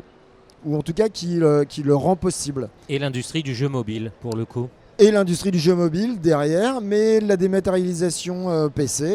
Alors, Steam existait déjà, mais ça ne marchait absolument pas. Ouais. Il y avait tout le monde freinait des cas de fer. Et en montrant quel est le business model, c'est-à-dire je reverse 70%, je garde 30% et je suis exclusif. Qui a toujours lieu, hein. C'est Steam c'est toujours 70-30. Voilà. Et je suis exclusif sur ma plateforme. Le business model il tient juste là-dedans, sur ces trois trucs, enfin sur le reversement plus l'exclusivité. C'est ce qui a permis aussi aux consoliers de passer à la dématérialisation. Et la dématérialisation, c'est ce qui a permis à la scène indé d'exister. Il y a ça, oui. Ouais. Et puis en fait, sans dématérialisation, t'as pas d'indé. Et puis avec l'arrivée du smartphone, c'est aussi l'arrivée du jeu vidéo pour les casus, pour les gens qui ne jouent pas particulièrement au jeu vidéo. Là où il y avait déjà bien défriché, mais c'est vrai que le jeu mobile, c'est... c'est-à-dire qu'aujourd'hui, le jeu mobile, là je parle aujourd'hui, mais c'est vrai que c'est une pierre angulaire l'arrivée de l'iPhone, mais aujourd'hui le jeu vidéo est a une grosse part de marché, mais le jeu mobile est une immense part du marché du jeu vidéo. Un peu plus de 50%. C'est quand même dingue. Et en fait, le jeu mobile 50%, c'est pèse des casus, plus que toutes les consoles et le PC réunis. C'est le premier device de jeu au monde. C'est-à-dire que c'est pas la PS4 ou la PS5. En chiffre d'affaires, pas en moi je pensais en unité. Non. En chiffre Pour moi, en d'affaires, unité, c'est le jeu mobile pèse plus que toutes les autres plateformes réunies. Avec des jeux gratuits, je vous le rappelle. 99% du chiffre d'affaires n'est fait qu'avec des jeux gratuits. Non mais c'est ça. Et compte sur concept, compte sur les 0,7% de joueurs qui achètent beaucoup, tu vois. Non mais c'est ça. Qu'on appelle les baleines. C'est vrai, ça porte ça. Mais ça, oui, les baleines, en gros, si tu veux, sur des jeux gratuits, les économies fonctionnent sur à peine 1% des joueurs qui, par contre, dépensent beaucoup. Candy Crush, c'est ça, tu as 1% des joueurs qui dépensent énormément. Oui. Et c'est ça qui fait le chiffre d'affaires de Candy Crush. Quelques chiffres hallucinants sur le mobile à propos de Monopoly Go. Vous avez tous entendu parler de Monopoly Go. Il y a de la pub à la télé, mais c'est incroyable. Moi, j'ai bien fait de pas y être parce que je crois que c'est hyper addictif. Vous savez quel est le budget pub de Monopoly Go? C'est combien sur un an? Vas-y. 500 millions de dollars. Ah non, mais ça passe même à la télé. 500 millions de dollars de budget publicité. 500 millions de dollars, c'est le budget pub de GTA, quoi. En gros, c'est pour Monopoly Go. Incroyable. Et ils se sont pas trop trompés puisque chiffre d'affaires de Monopoly Go 2 milliards. C'est qui a les licences Monopoly? C'est Harris? Non, c'est c'est Parker. Hasbro, ouais, Hasbro. Je sais crois. plus qui Ça a a la- été racheté. Et de Hasbro, toute façon- peut-être, qui a acheté Oh. Parker Brothers. L'année d'après, et je sais plus qui a racheté la licence, Monopoly Go a été racheté 5 milliards. Quoi? Voilà, c'était les petits chiffres. Mais oui, il y a une petite Du jeu hype vidéo. autour du jeu, ouais, effectivement, sur son côté addictif, Ah sur bah ouais, ses grave. mécaniques de jeu. Bah, moi je me disais l'achat de Mojang par Microsoft, je me suis dit waouh putain c'est beaucoup de 13 c'est des milliards, gros ouais, chiffres. 13 hein. milliards. Hein, combien 2. Ah, 2 2 milliards. c'est milliards, 2 milliards, c'est déjà c'est pas 2 mal milliards. 2 milliards. hein. Ouais, ouais. Mais quand j'entends Monopoly Go qui se fait racheter 5 milliards, j'ai dit waouh putain, ok d'accord. Et donc, en fait, c'est l'enchaînement. C'est 500 millions de dollars de pub en un an. Tu te dis, mais ils sont fous. 500 millions de dollars. Je vous préviens juste, il nous reste un quart d'heure, après on enchaîne avec Ouais, allez, Sœur j'avance, d'édition. j'avance. On est en 2010, c'est bon. on est en Voilà, 2010. regarde, bim, là, on va accélérer. 2010. ouais. Minecraft. Bah, tu t'en parlais à l'instant. Marcus Bah oui, Persson, non, mais Minecraft, ouais. Minecraft. Le jeu le plus vendu de tous les temps. Ouais, Absolument. plus de 500 millions d'exemplaires. Ouais. C'est qui est le immense, début du data mining aussi en 2010. Le Mm. data mining, c'est l'exploitation des données. Des données de jeu, ouais. Entre autres. Git qui est apparu en 2010. 2013, ça c'est fou quand même. GTA 5, c'est en 2013. Auquel on joue toujours. Non mais GTA 5 est toujours dans le top 10 Non mais c'est ça. Ouais, hein. tu regardes sur Twitch. des ventes. ça- Des ouais. ventes, pas des. Ah ouais, des il est- ventes. il est pas dans le top 10 des jeux les plus joués. Il est dans le top 10 des ventes. Mais sur Twitch, c'est une des catégories les plus. Ah bah oui, ouais. oui, mais parce qu'il y a la GTA RP aussi qui, Ouais, qui le maintient bien en vie. hein. Oui, mais ils ont su pendant toutes ces années, à chaque année, réinventer ouais. un nouveau concept, etc. Mais c'est comme Skyrim, il y a des jeux comme ça qui sont éternels quoi. Ouais, ouais. Et puis bah, En là, attendant Fallout le qui prochain, revient. ouais. Fallout qui revient avec la série Et Amazon. ouais, c'est ça aussi, ouais. Ouais. Et apparemment, les ventes de Fallout, c'est en train de. C'est peut-être le meilleur coup marketing. Ah bah, ils la avaient tout meilleure intérêt, campagne hein. de pub pour Fallout, c'est peut-être la série télé. Parce que le studio de développement, ils ça étaient reste en un peu mode cher. au secours, Ouais. ils étaient un peu dans la merde. Et ils vendent du Fallout à. Ça y est, c'est reparti là. 2016, Pokémon Go. Alors, Ça c'était incroyable. ça. Niantic, ouais. ouais, mais le truc qui est fou, c'est que Ah, mais il continue encore. Hein. la réalité augmentée arrive. Ouais. Et non. Il y a Non, eu mais que ça. Ça plante. Ah, il y a hein. eu que. Oui, après Bah, c'est que. Leur truc sur la NBA a pas très bien fonctionné. Il y a eu que Pokémon Go. On ouais, a dit ça y est, Pokémon c'est la Go, révolution.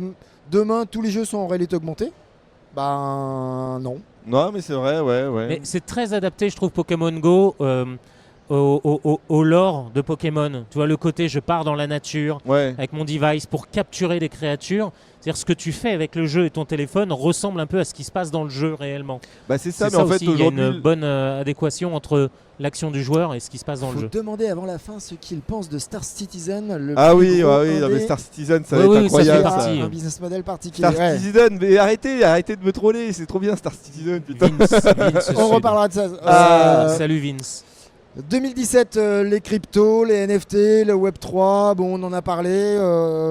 Voilà, je pense qu'il y a eu beaucoup de C'est de la Beaucoup spéculation, ouais. beaucoup de spéculations sur des gens qui sont intéressés plus par gagner de l'argent rapidement que par faire des jeux vidéo. Voilà. 2019, le no-code. Ça c'est important ça aussi le no-code. Hein. Oui et non, parce que en fait, je trouve que c'est exactement comme pour les cryptos, NFT, Web3, c'est-à-dire que alors, non pas que les gens veulent gagner de l'argent rapidement avec le no-code. Roblox, c'est du no-code total. Là, en fait, les gens s'imaginent que demain, Ils vont faire un il n'y a, jeu. plus besoin de programmeurs. Ouais. Ah oui. Alors d'abord, il y aura besoin de programmeurs Scratch pour programmer aussi, des c'est du outils no-code. qui permettent de faire du no-code. Et le no-code, dès que tu veux un peu rentrer dans le oui, détail, c'est ça, tu dépends un voilà. peu de l'outil quoi. le no-code, c'est un peu comme faire des mods. Ouais. T'as un environnement, tu modifies, t'as des outils pour modifier et ça fonctionne très bien. Dès que tu veux rentrer vraiment dans le détail, c'est compliqué. Donc Ah bah oui, bien sûr. la révolution du no-code tel qu'on nous l'a vendu en disant demain il n'y a plus de programmeurs, faut Bah nuancer là, un tout petit honnêtement, peu. tous les gens qui travaillent sur Unity et Unreal, ils te disent tous qu'ils sont obligés de mettre les mains dans le cambouis, Ah bah, c'est-à-dire c'est faire du sûr. code. Si C'est tu fais sûr. du Unity, il faut que tu connaisses JavaScript et C Sharp. Si tu fais du Unreal, je sais pas quel C++. langage, C'est plus du C++, ouais. bah, il faut toucher au code. Tu vas pas pouvoir faire un jeu à 100%, en tout cas optimisé pour qu'il tourne bien, sans mais mettre c'est les mains sûr. dans le cambouis. Puis quoi. même dans l'optimisation, tu es obligé de toucher Enfin, dans aussi dans le code. Ouais, ouais. Oui, c'est ça, voilà, c'est ça. 2021 Roblox. Alors ce qui est rigolo, c'est que en 2022 voire 2023, je posais la question en France dans l'industrie du jeu vidéo. Tu connais Roblox? Personne ne connaissait Roblox. C'était Mhm. incroyable. Mhm. Par contre, tous les gamins connaissaient Roblox. Ah ouais, ouais. Et Roblox a été... donc je crois que 2021, je crois que c'est l'introduction de Roblox en bourse. Ah ouais. 50 milliards de dollars, la valorisation de Roblox. Et ça a baissé là, non? Ou Je suis pas sûr. Ah ouais, mais alors parce que vraiment Roblox, le public cible, c'est vraiment du Ouais, les 6, ados. Ouais, ouais, ouais, 6-15 ans quoi. C'est ça. Ouais. Ouais, ouais, c'est même C'est plus les dingue young comme, adultes, c'est vraiment les ados. Quoi. Et en fait, Roblox est le premier métavers réel qu'on pourrait comparer, puisque en fait, tu as un écosystème complet. Tu as cet univers de jeux à l'intérieur duquel tu vas pouvoir créer des jeux, jouer à d'autres jeux, jouer aux jeux de tes copains, etc. etc. Ouais. Voire monétiser les jeux que tu crées. Il y a eu quelques gamins qui ont gagné des petites fortunes. Il y a quelques millionnaires de Roblox. Mais encore une fois, Roblox, il rentre, j'ai l'impression, hein, dans une notion un peu style métavers, c'est-à-dire créer un univers complet où tout peut se jouer là-bas, quoi. C'est ça, mais c'est exactement ce sur quoi est en train de travailler Epic avec Fortnite. Ouais. Ah bah, y a Vince Sud qui en parle justement d'Epic Games avec Fortnite. c'est ça, voilà. Et c'est exactement la même chose. C'est-à-dire que alors, ça va même Fortnite plus loin, qui est la même chose que Roblox. Ils ont commencé très différemment. En fait, Roblox a commencé vraiment sur l'aspect. Tu crées ton jeu, tu le partages. J'ouvre à la communauté pour créer des jeux. Epic vient seulement d'y arriver avec Fortnite Creator. Eux, ils sont rentrés dans le métavers par les événements. Ouais. Tu fais des concerts. Oui, pendant le Covid, il y avait ces concerts. Voilà, je crois qu'il y a eu un millions de concert personnes qui assistent. de Rihanna ou je sais plus qui. En fait, tout le monde est passé faire un concert dans le métaverse de Fortnite. Dans le métaverse de Fortnite. Et aujourd'hui, ils ouvrent avec Fortnite Creator. On va pouvoir développer ses propres jeux sur la base des outils de Fortnite, etc. Mais je garde ça en tête pour le débat. Il nous restera 10 petites minutes pour en parler. Okay. Ça fait partie de ces écosystèmes fermés qui justement sont en train de créer des problèmes dans cette industrie, quoi.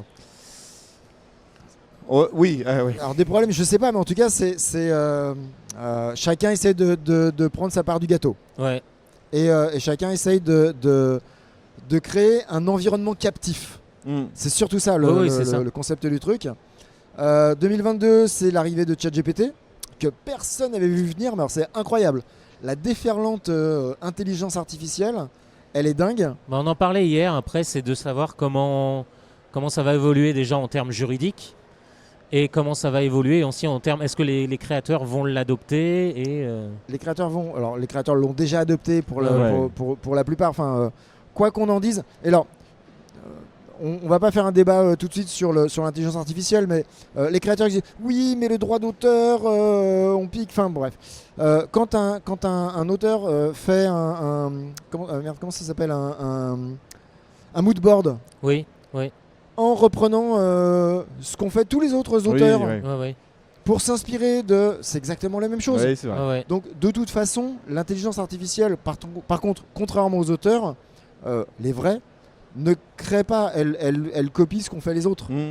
Voilà. Et puis aujourd'hui, la plupart des agences marketing du jeu vidéo utilisent ChatGPT pour créer des campagnes. Bien sûr. Alors pour le coup... Ça facilite pour le coup... Je suis un fan de ChatGPT, mais... ChatGPT, ça pue le ChatGPT à 10 km. Ah oui, tu vois l'article qui a été rédigé par ChatGPT. Je trouve que c'est un très bon outil, mais et tout comme les outils peut-être. De création graphique, c'est des super outils d'inspiration. Tu commences par ChatGPT et tu dis ah tiens, j'avais oublié ça. C'est une bonne idée, etc. Mais sincèrement, je crois pas que ça remplace qui que ce soit demain. Par contre, sur des petits trucs. Mais tout comme on n'a plus de secrétaire, on n'a plus de sténodactylo. Sur toutes ces tâches qui sont un peu rébarbatives, vive l'IA. Mais c'est ça, mais là on parle de l'IA aujourd'hui, c'est ce que je disais hier. On parle de l'IA aujourd'hui, mais comme ça va être comme les microprocesseurs, c'est-à-dire que ça va être exponentiel, dans 5-10 ans ça va être plus problématique. Ça va changer notre vie, comme Internet a changé. Imaginez-vous demain, il n'y a plus d'Internet. On n'est pas dans on est grave dans le caca. Mais il y a eu alors je sais plus. Et je pense que l'IA ce sera pareil demain. Quel journaliste a sorti ça en disant l'IA, ce serait cool que ça me remplace pour faire la vaisselle, pour faire le ménage, mais que ça ne me remplace pas pour faire de la création. C'est justement aujourd'hui, le plus c'est de se dégager du temps d'éviter Oui. les corvées un peu chiantes pour créer. Mais tu vois. tout comme la 3D. Enfin, quand on a vu arriver la 3D, on s'est dit ah mince, c'est la fin de la création 2D, c'est la fin du dessin animé, Ouais. c'est la fin Finalement, le des pixel animateurs. art est revenu. Ouais. Alors, un, pixel art est revenu, Ouais. et deux, tu te rends compte que pour faire de la bonne 3D, il faut d'excellents animateurs, il faut Mm. d'excellents artistes, il Tu faut vois, des ouais. directeurs artistiques de folie. Tu vois, Ça fait pas de la magie. Disney qui s'est cassé la gueule justement en essayant de passer à la 3D, alors que finalement ils étaient très connus Ouais, avec la ouais, 2D, et puis ils ont abandonné l'affaire, ils ont racheté Pixar et puis c'est bon. Ouais, moi j'ai pas trop compris pourquoi Disney a fait de la 3D alors qu'ils avaient Pixar, mais bon, bref. Mais c'est- parce que c'est les rythmes de production Ouais, et c'était sans doute plus rentable de passer à la 3D quoi. Et la technologie remplace pas les artistes, remplace pas les créatifs. La technologie, c'est juste un aide à la création. C'est ça. Et t'as beau. Enfin, j'ai fait plein de bouquins sur la 3D, c'est pas pour autant que je suis un artiste qui est capable de créer des choses nouvelles, avec un style, avec un goût. Ouais. Certes, tu mets une caméra, des cubes, de la lumière, des textures. Tout est juste. La perce, elle est impeccable, la lumière, elle est juste, les ombres, elles sont parfaites, et c'est moche. Mais- oui. Parce qu'il faut de la création, et il faut de la créativité. Et l'intelligence artificielle demain, elle va te pondre des bouquins qui sont chiants, des articles qui sont nuls, parce que ce sera comme tout le monde. Ouais, Ce mais- sera, Comme dans beaucoup de débats, en fait, on polarise les attentions sur l'outil et pas les utilisateurs. Au final, l'IA n'est qu'un outil, mais c'est ce que les gens en font. Tu vois, on en parlait hier. Bah oui. Si tu as des idiots qui se disent pourquoi j'embaucherais un illustrateur pour faire les concept art de mon film ou de mon jeu, je vais les faire moi-même. alors avec de que je peux l'IA. les faire moi-même avec des prompts sur une IA, c'est eux au final les fautifs, c'est pas l'IA. L'IA n'est qu'un outil. Oui, mais si sa technique marche, s'il arrive à vendre sa production ou des trucs comme ça avec l'IA, Il en il vendra. aura plus à se poser de questions. C'est encore une fois, je pense que c'est dans 5 ans où il y aura un renouveau de la qualité humaine, la qualité manuelle qui existera, mais il faut faire face à l'erreur pour se rendre compte que l'IA était peut-être arrivée trop vite, trop tôt, Mais ouais. et qui fait pas les choses convenablement. Bah, quoi. après, Ouais, tant comme qu'on ça. est dans l'honnêteté, tu vois, il y a Disney qui a fait une série il y a pas longtemps où le générique était produit entièrement en IA Ouais, une dinguerie comme ça. parce ouais, qu'ils avaient remplacé les gars qui faisaient des VFX qui étaient en grève à ce moment. Ça, eux, ils ont tout cumulé. Mais effectivement, il y a ce côté-là. Est-ce que demain, on aura par exemple, tu lanceras une série Netflix ou sur Disney et tu auras fait avec de l'IA ou des séquences où tu auras une étiquette IA qui clignotera en disant cette séquence a été faite par de l'IA. Enfin, aujourd'hui, ça ressemble plus à des monstres qu'autre chose. Hein. Quand tu vois les Bien sûr. vidéos avec des humains créés par des IA, des espèces de Et trucs. tu le vois, c'est comme c'est creepy. Hein. encore une fois, comme on disait, les premiers éléments en 3D dans un film classique, tu le repères à 1000 km. Tu es impressionné au début, et puis finalement, tu t'y habitues vite et tu te rends compte que c'est pas fou. Quoi. Allez, Non, ça va nous permettre de faire d'autres choses. Voilà, après 2000, ordinateur quantique, et puis grâce à l'ordinateur quantique, on va avoir des IA qui programment des IA de plus en plus fortes, et de toute façon après c'est la singularité technologique, donc on est tous morts. tu penses que dans 25 ans, voilà. tu auras Ubisoft Robotics Non, mais la singularité, elle va forcément premier arriver, Reddit. puisqu'encore une fois, on Ouais, Ah, parle moi j'y crois pas moi. On parle quand même, encore une fois, on parle de quelque chose d'exponentiel, de la technologie. On prend toujours comme point de départ le microprocesseur qui au début est comme ça, puis comme ça. Mais la singularité, elle arrive déjà, puisqu'on est vraiment au pic de la singularité en termes de calcul. Je me souviens plus de ce test là qui permet de savoir si tu parles à un ordinateur ou à un être humain. C'est le test de. Comment il s'appelle Moi je pense au Ah, truc de Blade Runner là. celui qui a inventé l'ordinateur, c'est. Neumann Neumann Non. Non, oh non putain. Bon, si vous l'avez dans le chat, n'hésitez pas. Mais effectivement. Turing. Test Ah, de voilà. Turing. Et aujourd'hui, tu vois, on a de plus en plus de mal à détecter. C'est-à-dire que l'IA Oui. est très bonne là-dedans. Après, derrière, est-ce que le test de Turing est viable ou pas? Pas sûr. Hein, Ouais, ouais. Non, mais c'était une étape. C'était comme l'ordinateur qui bat le premier joueur d'échecs. Oui, c'est Ouais, ça, ouais, ça- Kasparov, ouais, ouais. Ça a été une étape. Ensuite, ça a été le jeu de Go. Ouais. Le test de Turing est une étape. Aujourd'hui, le test de Turing passe pas. Enfin, dire que les IA passent le test de Turing haut la main sans Ouais, problème. Ouais, ouais. Mais je pense que la singularité.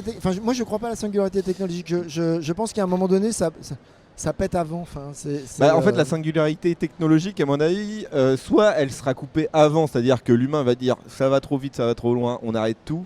Soit ça va arriver et puis il n'y aura pas de problème, mais on Il y a- adaptera la société en fonction de ça. Il y a c'est eu tout.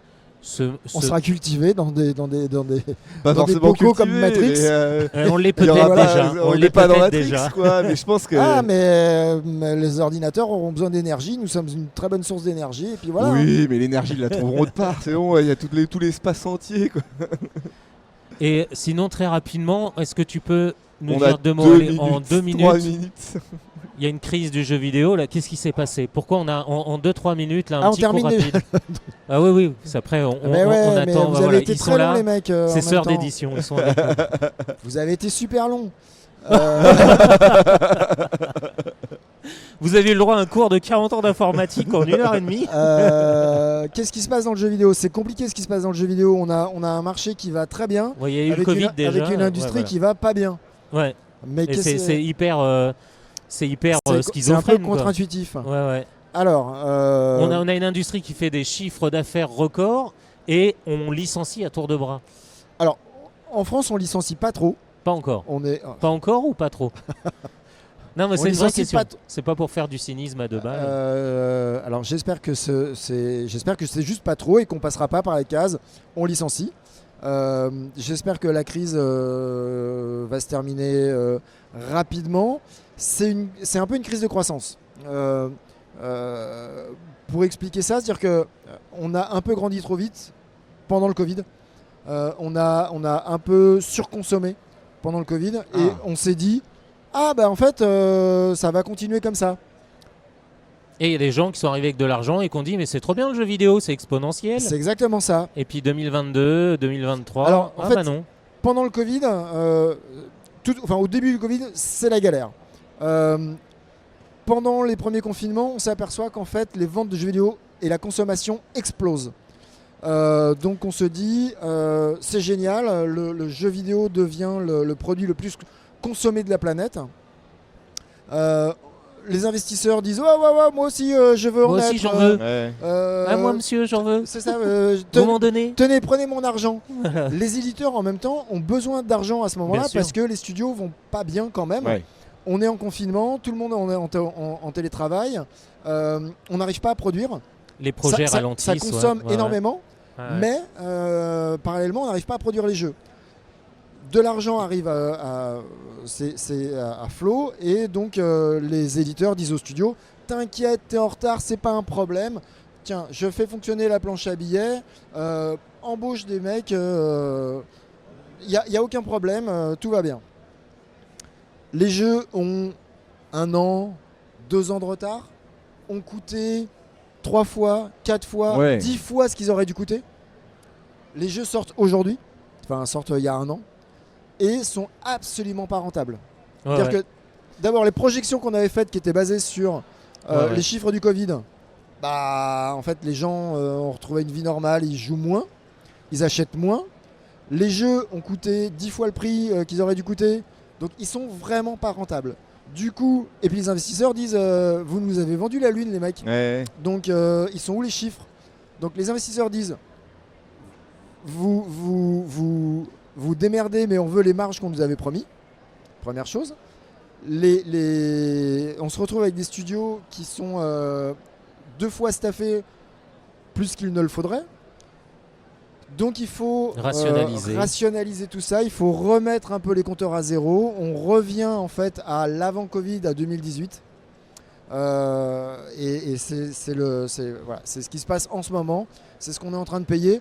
Plus un petit truc qui est que c'est la crise, tout le monde licencie. Je parle de sociétés qui vont très bien. Ah bah oui, Microsoft a licencié beaucoup. Mince, moi aussi, oh là là, je suis obligé de licencier, c'est dommage les gars, barrez-vous. Ouais. Square Enix qui a fermé le studio qui faisait Personne des ne dit Deus rien, Ex, la presse ne dit rien, puisque en fait c'est la crise. Ouais. Donc tu as vraiment des boîtes qui en ont profité à mort pour licencier. C'est pas beau. Alors que tout allait bien de leur côté. Et mais même ça permet de garantir des revenus aux actionnaires. Epic annonce, c'est à 15 jours près, à un instant T, c'est la crise, mon pauvre monsieur, on va licencier 900 personnes. Ouais, ils ont fermé leur studio indépendant chez Epic. Pour Epic, alors que c'est pas rien. Epic, ils sont blindés de thunes. Ils ont fait un studio 15 indé jours après, et ils l'ont fermé. En fait, Disney a investi 1,5 milliard chez nous. Ça va bien en fait.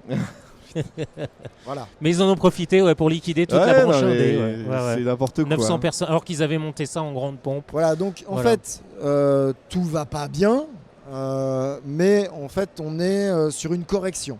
C'est ça, c'est la bulle Covid. Voilà. Quoi. C'est la bulle Covid pour revenir au niveau de progression d'avant, aux effectifs d'avant et aux investissements d'avant. Alors, il y a un autre truc, c'est que donc, tous les gros ont diminué la voilure. Ouais. Par contre, tu as tous les petits qui bossaient pour les gros qui se retrouvent sans budget, qui sont en train de mourir réellement. Enfin, aujourd'hui, tu signes plus un éditeur. Ouais. Donc il n'y a plus de budget. Les gros ont dit on coupe tous les robinets, on se recentre sur nos propres capacités de production internes. Donc c'est très compliqué. Voilà, donc on espère que ça va s'arrêter bientôt. Ça va, voilà. Il faut que ça se régule, merci. Quoi. Bravo, on avait un expert avec nous. Ouais. C'était très bien résumé. Je pense qu'on a fait le tour de la question d'expliquer un peu cette crise du jeu vidéo. Et finalement, en 1h30. Et on pourrait rester des heures et des heures avec Emmanuel. Ouais. Voilà. Et moi, je vous propose de passer à la suite. Pour le coup, on va remercier Emmanuel. Bravo. Bravo pour cette présentation. Emmanuel. Bravo. Todalf, tu restes du coup Non, c'est avec Pandora. Hop. Allez-y, vous avez un micro. Hop. Alors, on va peut-être se resserrer du coup. Attends, venez vers moi. On va faire une micro-translation. On a été les chercher sur le festival. Alors, c'est des acteurs de la pop culture qui sont là depuis très longtemps. C'est Mehdi, un des cofondateurs de cette boîte d'édition que vous connaissez sûrement, Sœur d'édition. Si vous êtes de toute façon à Japan Expo, vous connaissez très bien Sœur d'édition. Ils ont, je pense, traité toute la culture, la pop culture à travers des ouvrages incroyables, hyper profonds, avec des analyses très très très très poussées sur des œuvres qu'on connaît tous. Et donc du coup, peut-être Mehdi, est-ce que tu veux venir 2 minutes, si tu as le temps, nous parler 2 minutes de l'historique de la boîte, et puis après on passe bien sûr à l'actualité. Voilà, c'est des gros acteurs de la pop culture au même titre que... Ouais, vas-y. Ça va aller au niveau de la cam. Voilà, ça va être serré. C'était un plan. C'est bon. Alors Mehdi, tu es un des cofondateurs de Sœur d'édition, puis après on passera à l'actualité. En 2 minutes, tu peux nous faire l'historique de Sœur. Alors, on a 10 ans l'année prochaine. D'accord. Ça fait 10 ans qu'on a monté Sœur et qu'on essaye de faire du décryptage, de l'analyse transversale sur l'ensemble de la pop culture. On a commencé avec le jeu vidéo, mais on a dès l'année 2-3 ouvert le prisme de l'analyse c'était du manga, de l'animation, et petit à petit on a ouvert comme ça, tout simplement parce que le traitement qu'on avait du jeu vidéo analytique, on s'est dit on fait pas que jouer, on va aussi au cinéma, on lit des mangas, on regarde des films, et on aimerait avoir ce traitement sur le reste de la pop culture, et donc petit à petit comme ça on a un petit peu appliqué notre grille de lecture qui est schématiquement création, univers, décryptage. Création, c'est comment les jeux ou les films sont développés, par qui, comment, l'univers c'est ce que ça raconte, les thématiques, les inspirations culturelles, et le décryptage c'est ce qui nous intéresse le plus, et c'est par cela qu'on termine, c'est l'analyse. Et aujourd'hui vous êtes un des poids lourds de livres sur la pop culture, au même titre que Pix & Love, au Mackey Books, et vous faites partie un peu du paysage. Et on peut se dire qu'en fait en France on a grâce à Sœur aussi, on a de très bons éditeurs de décryptage, d'analyse comme tu disais et tout, donc voilà quoi. Ouais, on a la chance en France d'avoir plusieurs acteurs comme ça de l'édition, on a chacun un petit peu nos singularités, on a tous trouvé notre façon de faire et c'est quand même pas commun, même aux États-Unis, au Japon, on n'a pas cette productivité en tout cas analytique ou historique ou patrimoniale pour parler des œuvres. Donc, Et vous multipliez vos auteurs parce que vous avez énormément de thématiques et d'œuvres traitées. Ouais. Et le but, c'est que vous ayez vraiment des ultra connaisseurs, journalistes, chercheurs, pour pouvoir... voilà. Eh ben merci. Combien de titres parus depuis 10 ans à peu près? On doit dépasser 170. J'ai pas le numéro. Oh. Exactement. Ah oui. Et là, donc, on a 2 auteurs qui font l'actu. Merci beaucoup, Mehdi. Merci beaucoup. Merci beaucoup. Donc, 2 auteurs qui font l'actu, c'est les dernières sorties. Vas-y, tu peux commencer si tu veux. Dis-moi si tu as des questions, Pandora. Tu me tapes sur l'épaule et voilà. Ah d'accord. Je vais commencer. Vas-y, présente-toi bon, et puis parle-nous de ton ouvrage chez Sœur. Moi, il est sorti à la fin novembre 2023. C'était aussi l'occasion de venir sur le stand de la Japan Expo pour présenter. Donc je suis Pierre Lovati. À la base, je fais des vidéos sur Internet. je suis prof dans la vie. Et Mehdi justement m'a proposé de venir faire ce livre sur le remake de Final Fantasy VII. Qui a fait l'actu quand même. Voilà, qui justement est un remake qui s'établit sur 3 épisodes. Final Fantasy VII, c'est un peu le JRPG des années 90 qui a fédéré beaucoup de joueurs français. Je pense que quand tu premier demandes à un JRPG, joueur français ton RPG préféré, à 80%, ça répond Final Fantasy VII. Quoi. C'est ça. Aussi, c'était une des premières traductions, donc forcément. Et puis un RPG assez cinématique avec des ambitions à la fois d'effets spéciaux, de narration qui était un peu nouveau à l'époque. Et du coup, le fantasme de ce remake est quelque chose qui a vraiment perduré dans le temps. Pendant des années, Square Enix a toujours été un petit peu, on va dire, nébuleux sur le fait de refaire un jour ce jeu qui était un peu à cheval entre 2 technologies, puisqu'on sortait de la Super Nintendo, on passait pour la première fois sur PlayStation, et on le voit dès le Final Fantasy VIII, Final Fantasy IX. Ouais, ça a été le divorce, Final Fantasy VII. Déjà. De Final Fantasy 1 à Final Fantasy 6, on est sur console Nintendo. Il allait sortir un Final Fantasy sur Nintendo 64, finalement revirement, ça passe chez PlayStation. Pour ses prétendus, justement, cette qualité qu'avait le support CD, avoir un peu plus de mémoire.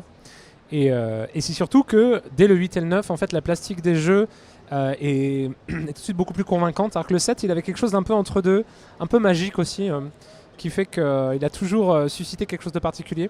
Et du coup, le livre qu'on a fait justement parle de ça, parle de comment on passe du fantasme à la réalité et comment en fait ce jeu va prendre 3 véritables titres pour en faire un remake en entier. Et le choix de cette trilogie justement de faire comme on pourrait pour le Hobbit par exemple, justement Seigneur des Anneaux, comment le film Hobbit tient en 3 films alors qu'il n'a pas du tout la même taille que, oui, c'est un livre à la base, que le Seigneur des Anneaux. Voilà, c'est ça. Étalage de beurre et compagnie. Ouais. Exactement. Donc on a de l'étalage de beurre japonais dans ce jeu-là. Mais ils ont fait un monde ouvert pour le coup. Et pour le deuxième titre justement qui est sorti cette année, qui s'appelle Final Fantasy VII, le premier s'appelait Remake, le deuxième s'appelle Rebirth. Et le troisième s'appellera quelque chose. Renaissance, Résurgence, Requiem. Requiem. Voilà, on verra. On place les paris déjà. Voilà, c'est ça. On met sa pièce. Et l'idée, c'est quoi? C'était de se dire, ils ont passé le pas du monde ouvert, qui était quelque chose de très attendu et de très un peu inquiétant parce que Square Enix et les mondes ouverts, c'est pas non plus une évidence de folie. Donc la maison mère japonaise qui produit ces jeux-là. Et au contraire, ça a été Rebirth, ça a été l'occasion de créer quelque chose d'assez surprenant, de revenir vers ce JRPG un peu pouponnant dans lequel on va avoir beaucoup d'activités annexes, beaucoup de choses de la vraie vie, presque des activités touristiques dans le jeu. On a vraiment un côté très fun, c'est les vacances d'été, on est avec son groupe d'amis, et en même temps, on doit sauver le monde. Donc, ça rappelle très fort Kingdom Hearts. Oui, il y a beaucoup de ça. Le temps de l'innocence sur l'île et du puis destin. Hop. Non, j'allais dire, pour le rappel, Kingdom Hearts, c'est vraiment l'évolution justement où tu sens que tu es libre sur la première partie et ensuite tu te retrouves avec des créatures qui t'attaquent de partout. Tu es un peu perdu. Voilà, clairement, moi, c'est cette vision que j'ai eue de Kingdom Hearts quand je l'ai joué la première fois. Et Tetsuya Nomura, qui donc est le grand directeur créatif de cette trilogie, c'est lui qui a chapeauté Kingdom Hearts. D'accord. Et c'est vrai que il y a de plus en plus de parallèles assez fins qu'on peut trouver d'ailleurs entre ces séries. Ils s'amusent à créer des communications en tout cas. C'est drôle parce que moi Kingdom Hearts j'ai vraiment découvert sur le tard. Je l'ai découvert avec le remake PS4. Ouais. Et c'est ça qui m'a touché justement. Alors, j'ai dépassé la quarantaine depuis un petit bout de temps, mais ça arrive. c'est ça qui m'a touché, c'est tu perds l'innocence et là tu rentres dans le truc et c'est hyper touchant. Et il y a cette espèce de truc complètement fou dans Kingdom Hearts que j'ai pas retrouvé dans d'autres JRPG quoi. Ouais, et ce côté très c'est la fin de l'été, ce côté vraiment Je disais c'est ça, tu vas de la plage à quelque chose où tu es dans la ville un peu sombre. Ouais, comme si c'était le monde du travail qui venait te rappeler à l'ordre, ça c'est fini de jouer. C'est un peu ça, c'est un peu la vie en fait qu'ils ont essayé de retranscrire en sachant que c'est assez marrant parce que Kingdom Hearts, tu vas voir les personnages de Disney qui vont être mis dedans. Et t'as le côté justement où tu débutes, ils sont tout mignons, tout adorables. Puis ensuite, tu les découvres un petit peu, t'es waouh, qu'est-ce qui se passe? Et donc, si on se lance dans la lecture du livre, on va découvrir quoi? Si tu peux nous faire le sommaire un peu. Ouais, donc le principe du livre, c'est vraiment d'abord de partir sur un making-of. C'est comment on est passé du fantasme à la réalité.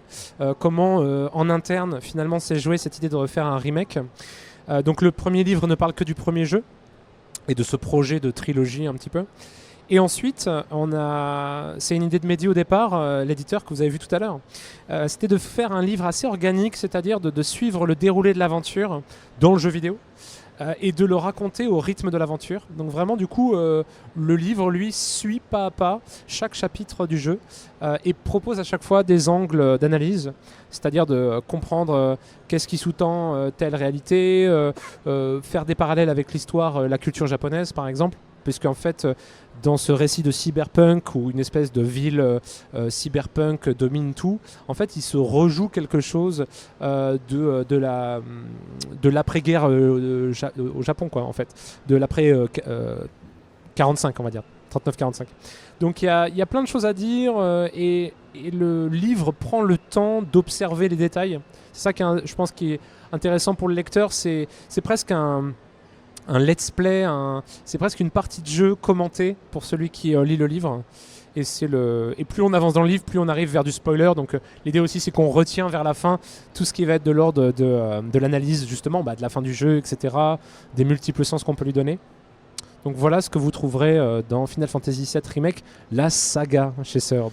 Et justement, avant de passer à ton collègue, comment toi tu as vu le remake de cette séquence qu'on connaît tous de Final Fantasy VII qui a traumatisé beaucoup de gens? Comment tu l'as vécu, ce remake? Est-ce que tu peux nous en parler? Dans Rebirth, tu veux dire, dans la suite, du coup, dans c'est le ça. Rebirth, ouais, voilà. Voilà, la mort de... La mort de quelqu'un. Bah oui. On peut dire, tout le monde est au courant. Oui, après, on peut dire... Je ne vais pas dire ce qui se passe, mais... Ouais. Comment toi, tu vois justement cette scène qui était pilier dans ce jeu pour beaucoup de joueurs, la mort d'Aerys? Comment tu vois ce qu'ils en ont fait, ce qu'ils ont refait de ça pour moi, c'est une vraie belle trouvaille qu'ils ont fait. C'est-à-dire qu'ils jouent vraiment sur notre appréhension de la scène, toute l'émotion on sait qu'on qu'elle va attend. arriver cette fois-ci. La scène arrive. Après, ce qu'il en advient est vraiment intéressant dans le sens qu'il joue sur les codes qu'on connaît déjà, sur des images fondatrices qui étaient... je veux dire, la mort de qui vous savez figurait sur la jaquette à l'arrière du jeu original en 97. Et là, il s'amuse à jouer justement sur ces images importantes qui figurent ou ne figurent pas. Et il y a vraiment un jeu comme ça qui ne marche ce truc complètement fou qu'avec le fan. En fait. Même était en train de dire, ça se trouve, ils vont peut-être pas la faire mourir cette fois-ci. Ou on va peut-être pouvoir en tout cas, la sauver. C'est tout l'idée de cette saga. Mais c'était pas possible de toute façon. On verra. Ouais. Il reste un épisode pour le découvrir. Et parfait. Et allez, à côté de toi, donc tu as ton collègue. Alors pour le coup, ça me touche particulièrement ce que je disais à Mehdi. Moi, je suis arrivé dans la culture japonaise avec un numéro d'Animeland très particulier qui est le numéro 7, où il y a un dossier incroyable sur la saga Gundam. Et j'ai même stocké un gars qui est déguisé en Gundam là, sur la convention. J'ai dû le suivre au moins 2 minutes et dire s'il te plaît, je veux la photo et tout. Et parle-nous un peu de Gundam pour resituer un peu. Nous raconter un peu c'est quoi cette saga, pourquoi tu as écrit le livre et ce qu'on va y trouver. Alors, j'ai 4 heures ou pas? Écoute, tu as 10 minutes. Alors, ça fait... on va tenter de tenir là-dedans. 10 bonnes minutes. En fait, donc... Juste avant, tu connais toi Gundam? Alors, je connais parce que c'est une série de vieux, j'ai l'impression. Alors je connais parce mais que j'ai un ancien camarade de classe dans une ancienne formation qui adore les Gundam et qui avait fait son projet dessus. Il nous en a tellement parlé en sachant qu'il a travaillé justement il y a quelques années sur un des stands sur Japan Expo. J'en ai mangé du Gundam. Alors, c'est vrai que Gundam, c'est un truc de forceur quand même. C'est un point commun, qu'on retrouve dans la communauté des fans, mais il y a des raisons. Parce qu'en fait, alors je vais vous résumer Gundam. Gundam, c'est super. Voilà, lisez quand même le livre. Voilà. Gundam, c'est la vie même. Mais Gundam, c'est la vie. Alors pourquoi c'est la vie? Ouais, il faut expliquer pourquoi Gundam, c'est la vie. Gundam, c'est vieux. Tu disais tout à l'heure, c'est un 78, 79. Voilà, ça commence en 79. Ouais. C'est un dessin animé de robots en 79. À l'époque, on fait du Goldorak, on fait des trucs comme ça. C'est des robots qui... c'est du catch avec des robots, en vrai, entre des robots et des lézards. Et au bout d'un moment, les créateurs, ils voient que ça avance pas trop, que ça se marche un peu dessus. Et il y a un gars qui s'appelle Yoshiyuki Tomino qui dit non, moi j'en ai marre de faire ça, je veux que mes robots géants, ils obéissent à des logiques, que le sujet soit pas tant les robots que les gens, que ce soit le drame humain. pourquoi un personnage il évolue, pourquoi un jeune qu'on envoie faire la guerre, un jeune qu'on envoie faire la guerre, il y a un moment il va être traumatisé. À un moment il va faire des PTSD, à un moment il va faire des burn-out, etc. Et donc ça c'est montré genre dès l'épisode 3 ou 4 de cette fameuse série Gundam. Donc la rupture c'est qu'en 79 il y a une série de robots géants qui arrive et qui est réaliste, vraisemblante, on peut varier les termes, mais c'est un choc. C'est un immense choc et en fait dans cette série 79 où j'ai envie de dire, il y a déjà tout. On parle de l'environnement, on parle de problématiques économiques. Il y a énormément de choses qui sont brassées dedans. En fermant, il y a l'évolution de l'humanité. Donc, on part vraiment. Il y a énormément de contenu en fait dans cette œuvre-là. Et il y en a tellement. Et elle a tellement marché, tellement marqué son époque que ça fait 45 ans et que quasiment tous les ans ou tous les 2 ans, il y a un nouveau Gundam qui arrive. En manga, en animé, en jeu vidéo. Ça ne s'arrête jamais parce qu'il y a toujours des nouvelles choses à raconter. Et ça vaut toujours le coup de re-raconter ce qui est dans le premier Gundam, tellement c'était pertinent à l'époque et ça allait rester. Oui, parce que ça parle de colonie, ça parle de rébellion, ça parle de prise de pouvoir, de vengeance, de familles qui détiennent le pouvoir. C'est ça il y a déjà le Gundam classique. C'est quoi? Il y a une fédération terrienne. Des enjeux déjà géopolitiques très marqués. On envoie, on construit d'immenses colonies spatiales, on envoie des gens vivre dedans. Les sides. On envoie. C'est un peu comme la colonisation de l'Australie. On envoie des taulards. On envoie des vraiment. Non, mais on envoie les gens dont on veut plus sur Terre. Et puis les gens dans les colonies, ils commencent à faire leur vie et au bout d'un moment, ils en ont marre de se faire gérer et opprimer par des privilégiés qui sont restés sur Terre. Et là, immanquablement, ça commence à se friter. Donc c'est ça le contexte. Après, ils se fritent pas avec des avions, pas avec des tanks, mais avec des robots géants humanoïdes. Des robots qui ont servi à la construction des colonies. Exactement, ça vient pas de nulle part. Ils sont pas imaginés, tiens, c'est rigolo d'avoir des robots humanoïdes. Non, en effet, ça vient des robots de construction, comme tu dis. C'est au lieu d'avoir des grues, dans l'espace, il faut avoir des trucs polyvalents et donc la forme humaine c'est plutôt pas mal et c'est de là que ça part. Voilà. Et après on greffe les personnages dessus, le héros qui tombe par hasard, alors ça c'est un trope éculé de l'animation japonaise, le héros qui tombe par hasard dans un robot. On n'est pas loin d'Evangelion, Evangelion est pas loin de Gundam. Dans tous les cas faut monter dans le robot. Et donc c'est ce qu'il fait et de l'autre côté chez les rivaux vous ajoutez un personnage hyper charismatique, le Dark Vador japonais. Qui est un génie du pilotage mais qui fait des complots et qui a sa propre vendetta. Enfin, c'est ce personnage Char Aznable pour moi plus que Dark Vador c'est Monte Cristo. C'est Monte Cristo dans l'espace. Qui est un hommage Char Aznable à Charles Aznavour. Ce qui est complètement fou quoi. Voilà. Donc rien qu'en disant le pitch de cette première série Gundam, et pardon de manière un peu décousue de ma part, on a 4 milliards de fils à tirer. Alors que ça part d'un dessin animé programmé pour les enfants en 79. Bon, ça a l'air vraiment passionnant et en étant fan de Gundam, je vous assure, il y a 1 million de choses à découvrir. Si on se lance dans la lecture du livre, on va découvrir quoi? Alors, on a essayé de rendre ça digeste. Parce que c'est vrai que quand on pense à Gundam, on connaît de nom quand on s'intéresse à la pop culture japonaise. Gundam, on a tous entendu ça. Mais souvent, les réactions que j'ai pu avoir, parce que ça fait un certain nombre d'années que je prêche pour Gundam, donc en répétant Gundam c'est super, quand on dit Gundam à beaucoup de gens, on s'imagine oulala c'est un truc énorme, il y a 4 milliards de séries, par où on commence, comment on s'y retrouve, etc. Donc l'idée de ce bouquin c'est de prendre les choses dans l'ordre. Un peu d'ailleurs comme tu l'as fait avec Final Fantasy Remake. Du coup, on commence par la première série, comment elle s'est faite, par qui, dans quel contexte. Et tu racontes aussi un peu les synopsis, que les gens se resituent un peu Tout à fait. Il y a ça. C'est complet. Et on commence par la première, c'est environ un tiers du bouquin, c'est toute l'histoire de comment ça s'est fait parce qu'il y a plein d'anecdotes assez folles d'ailleurs. Ensuite, on raconte de quoi ça parle, c'est intéressant quand même de le savoir, donc c'est ce qu'on a commencé à évoquer ici. Puis après, ils ont commencé à faire des suites, pour dire quoi, etc. Donc on explore un peu tout ça sans faire dans le catalogue parce que en fait, on suit la saga Gundam comme un peu comme un être organique. Et on voit comment il évolue, quelles sont les pistes d'évolution qu'il va tenter, et puis ça va pas marcher, donc il va tenter autre chose.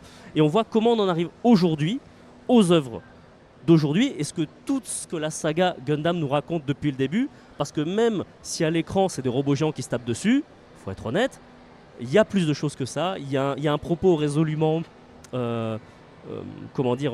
pacifiste.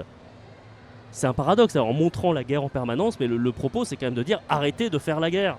C'est n'importe quoi, ça traumatise des gens, c'est sale, c'est stérile.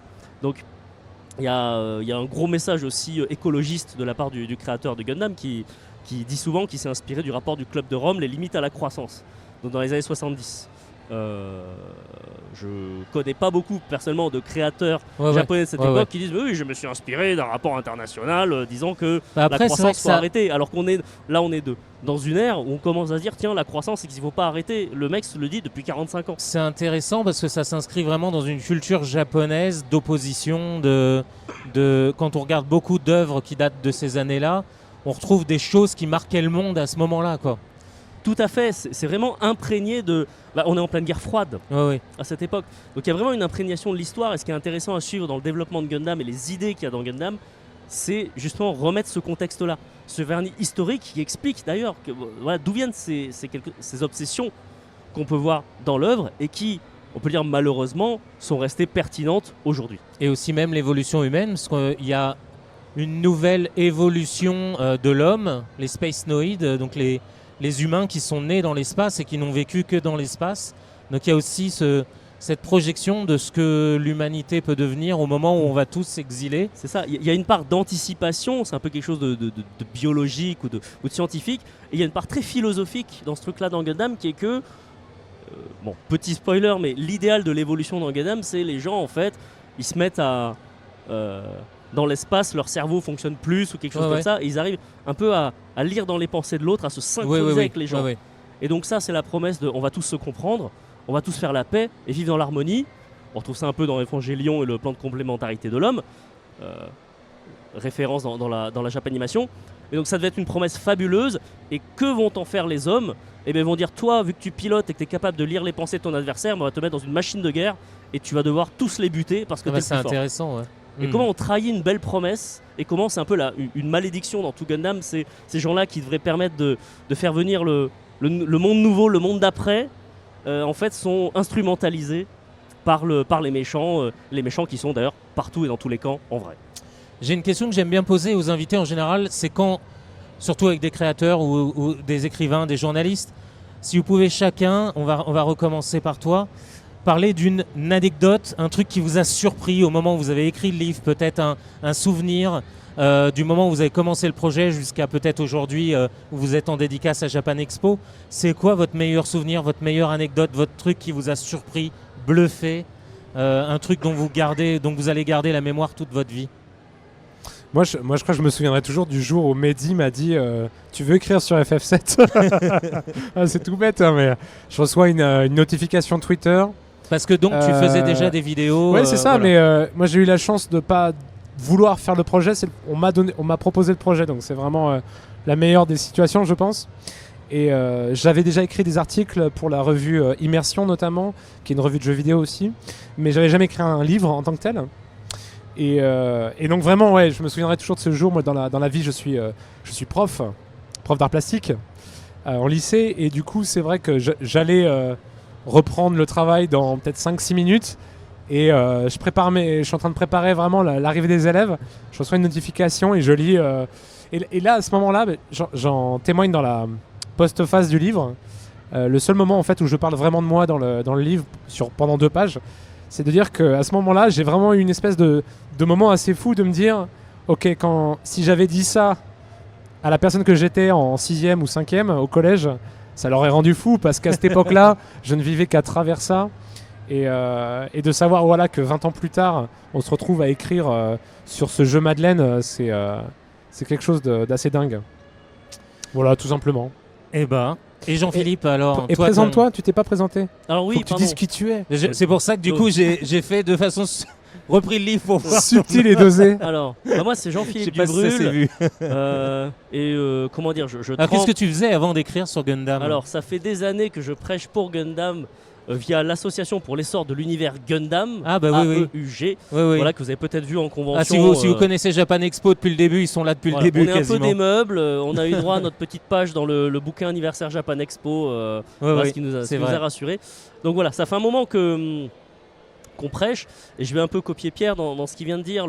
Ce qui est assez fou quand on arrive au bout d'un gros morceau comme ça, c'est de se dire, mais si je disais ça au mois d'il y a 15 ou 20 ans, de quand j'ai commencé à avec 3 trucs de briques et de broc À prêcher. à prêcher, voilà, mais non, mais aller harceler des gens, qu'on va C'est harceler, marrant, non, mais aller ça voir des revient, gens, comment ça revient à ce que tu disais. génial. Gundam, c'est une série de forceurs, peut-être. Ouais, c'est ça, et c'est peut-être Non, on le plaisante. summum du forcing, il est là. il est dans ce bouquin qu'en tout cas j'espère digeste, et c'est ce qu'on a tenté de faire Gundam, avec, c'est la vie. avec Allez-y. Third. Mais oui, c'est se dire il y a une fierté, il y a un chemin parcouru, mais il y a surtout une espèce de sidération. Voilà, si j'étais allé dire ça à mon moi il y a 15 ans, il m'aurait dit mais tu es malade. T'es malade. Et cette sensation que j'ai eue en écrivant ce bouquin, je l'ai eu aussi en tant que fan de Gundam ces dernières années, où il y a des choses, il y a des sorties, il y a un retour de Ah bah oui, Gundam oui, en il a France. les Blu-ray qui sortent avec les 3 premiers films qui sont le Mm. condensé de la première C'est ça. série. Il y a- La deuxième série, moi au moment où je lisais l'article de Gundam dans Animeland, c'était il y a plus de 20 ans maintenant, voire même plus. J'imaginais pas à un moment que j'aurais la chance de voir cette série. Et quand tu lis l'article, ou même si on lit un bouquin comme ça, aujourd'hui il y a des pendants. On peut lire le bouquin et se dire ah bah tiens, la première série m'intéresse, je vais acheter la collection de 3 films. Ou la deuxième série m'intéresse, bah ça y est, c'est sorti en Blu-ray, quoi. Petite anecdote, mais moi je pense que je serais pas là sans Animeland par exemple. Ouais, que- bah ouais. Moi j'étais jeune, j'étais quoi en école primaire, mais quand j'achetais Animeland, je demandais à mes parents d'acheter Animeland, il y avait des images pas pour moi. Il y avait des femmes nues, il y avait des. En fait, c'est comme c'était l'animation japonaise et déjà de manière très très cultivée, très profonde. Moi, c'est vrai que quand je recevais ces images, c'est ça qui m'a amené vers le jeu vidéo japonais aussi. Donc, je disais les images de Macross, moi, elles m'ont beaucoup Ah ouais, marqué ouais, par ouais, exemple, ouais, ouais. sans avoir forcément vu, ou même Evangelion. C'est des choses que j'ai vues étant jeune. Et je n'ai pas tout de suite accédé à ces œuvres-là. J'ai attendu d'avoir 15 ans pour regarder Evangelion, et heureusement. Mais donc c'est marrant parce que voilà, il y a des images fondatrices qui nous arrivent, et notamment par Animeland, c'est vrai que c'était quelque chose, quoi. D'ailleurs, sur Animeland, on boucle la boucle. Enfin, j'ai la Ouais, chance ouais, de parce qu'on faire arrive ça à la dans le fin. bouquin parce Ouais, que il y a ce fameux numéro dont tu parles. Numéro d'Animeland. 6 ou 7, je C'est sais ça, plus. il a été fait sous la houlette, ce dossier Gundam a été fait sous la houlette de Junichi Takeda, traducteur historique de Gundam Ouais, en France officiel, ouais, et ouais. d'Ivan West Lawrence. Et justement, c'est évoqué dans le livre en fait parce qu'on retrace aussi l'histoire de Ouais, Gundam ouais, en France ouais, ouais. qui commence par ce dossier-là. Ah, c'est fou, hein. justement. C'est-à-dire qu'on avait la chronologie intégrale donc de l'UC, la guerre, l'UC War, je sais plus, Universal Century. On a une chronologie intégrale traduite officiellement. Enfin, c'était complètement fou, quoi. Inimaginable à l'époque. Et de raconter moi, je crois que, pour terminer très rapidement, je crois que c'est la première fois que je me rendais compte que dans une série, ce Goldorak, on captait pas ça. Dans une série, il y avait les personnages et leur psychologie, et comme tu dis, les syndromes post-traumatiques, les trucs où ça part en vrille, où ils deviennent fous, et aussi ces enjeux de pouvoir. Et c'est la première fois qu'il y avait une série qui montrait des enjeux géopolitiques aussi importants et aussi marqués, quoi. Allez, un tout dernier mot pour terminer, parce qu'après, il va falloir qu'on laisse la place. Allez, un dernier mot pour... Moi, tiens, je vais parler de ton livre. Ah bah tiens, comme Non, ça, pour de vrai. Jean-Philippe, tu parleras du livre de... Non, non, le pauvre. Non.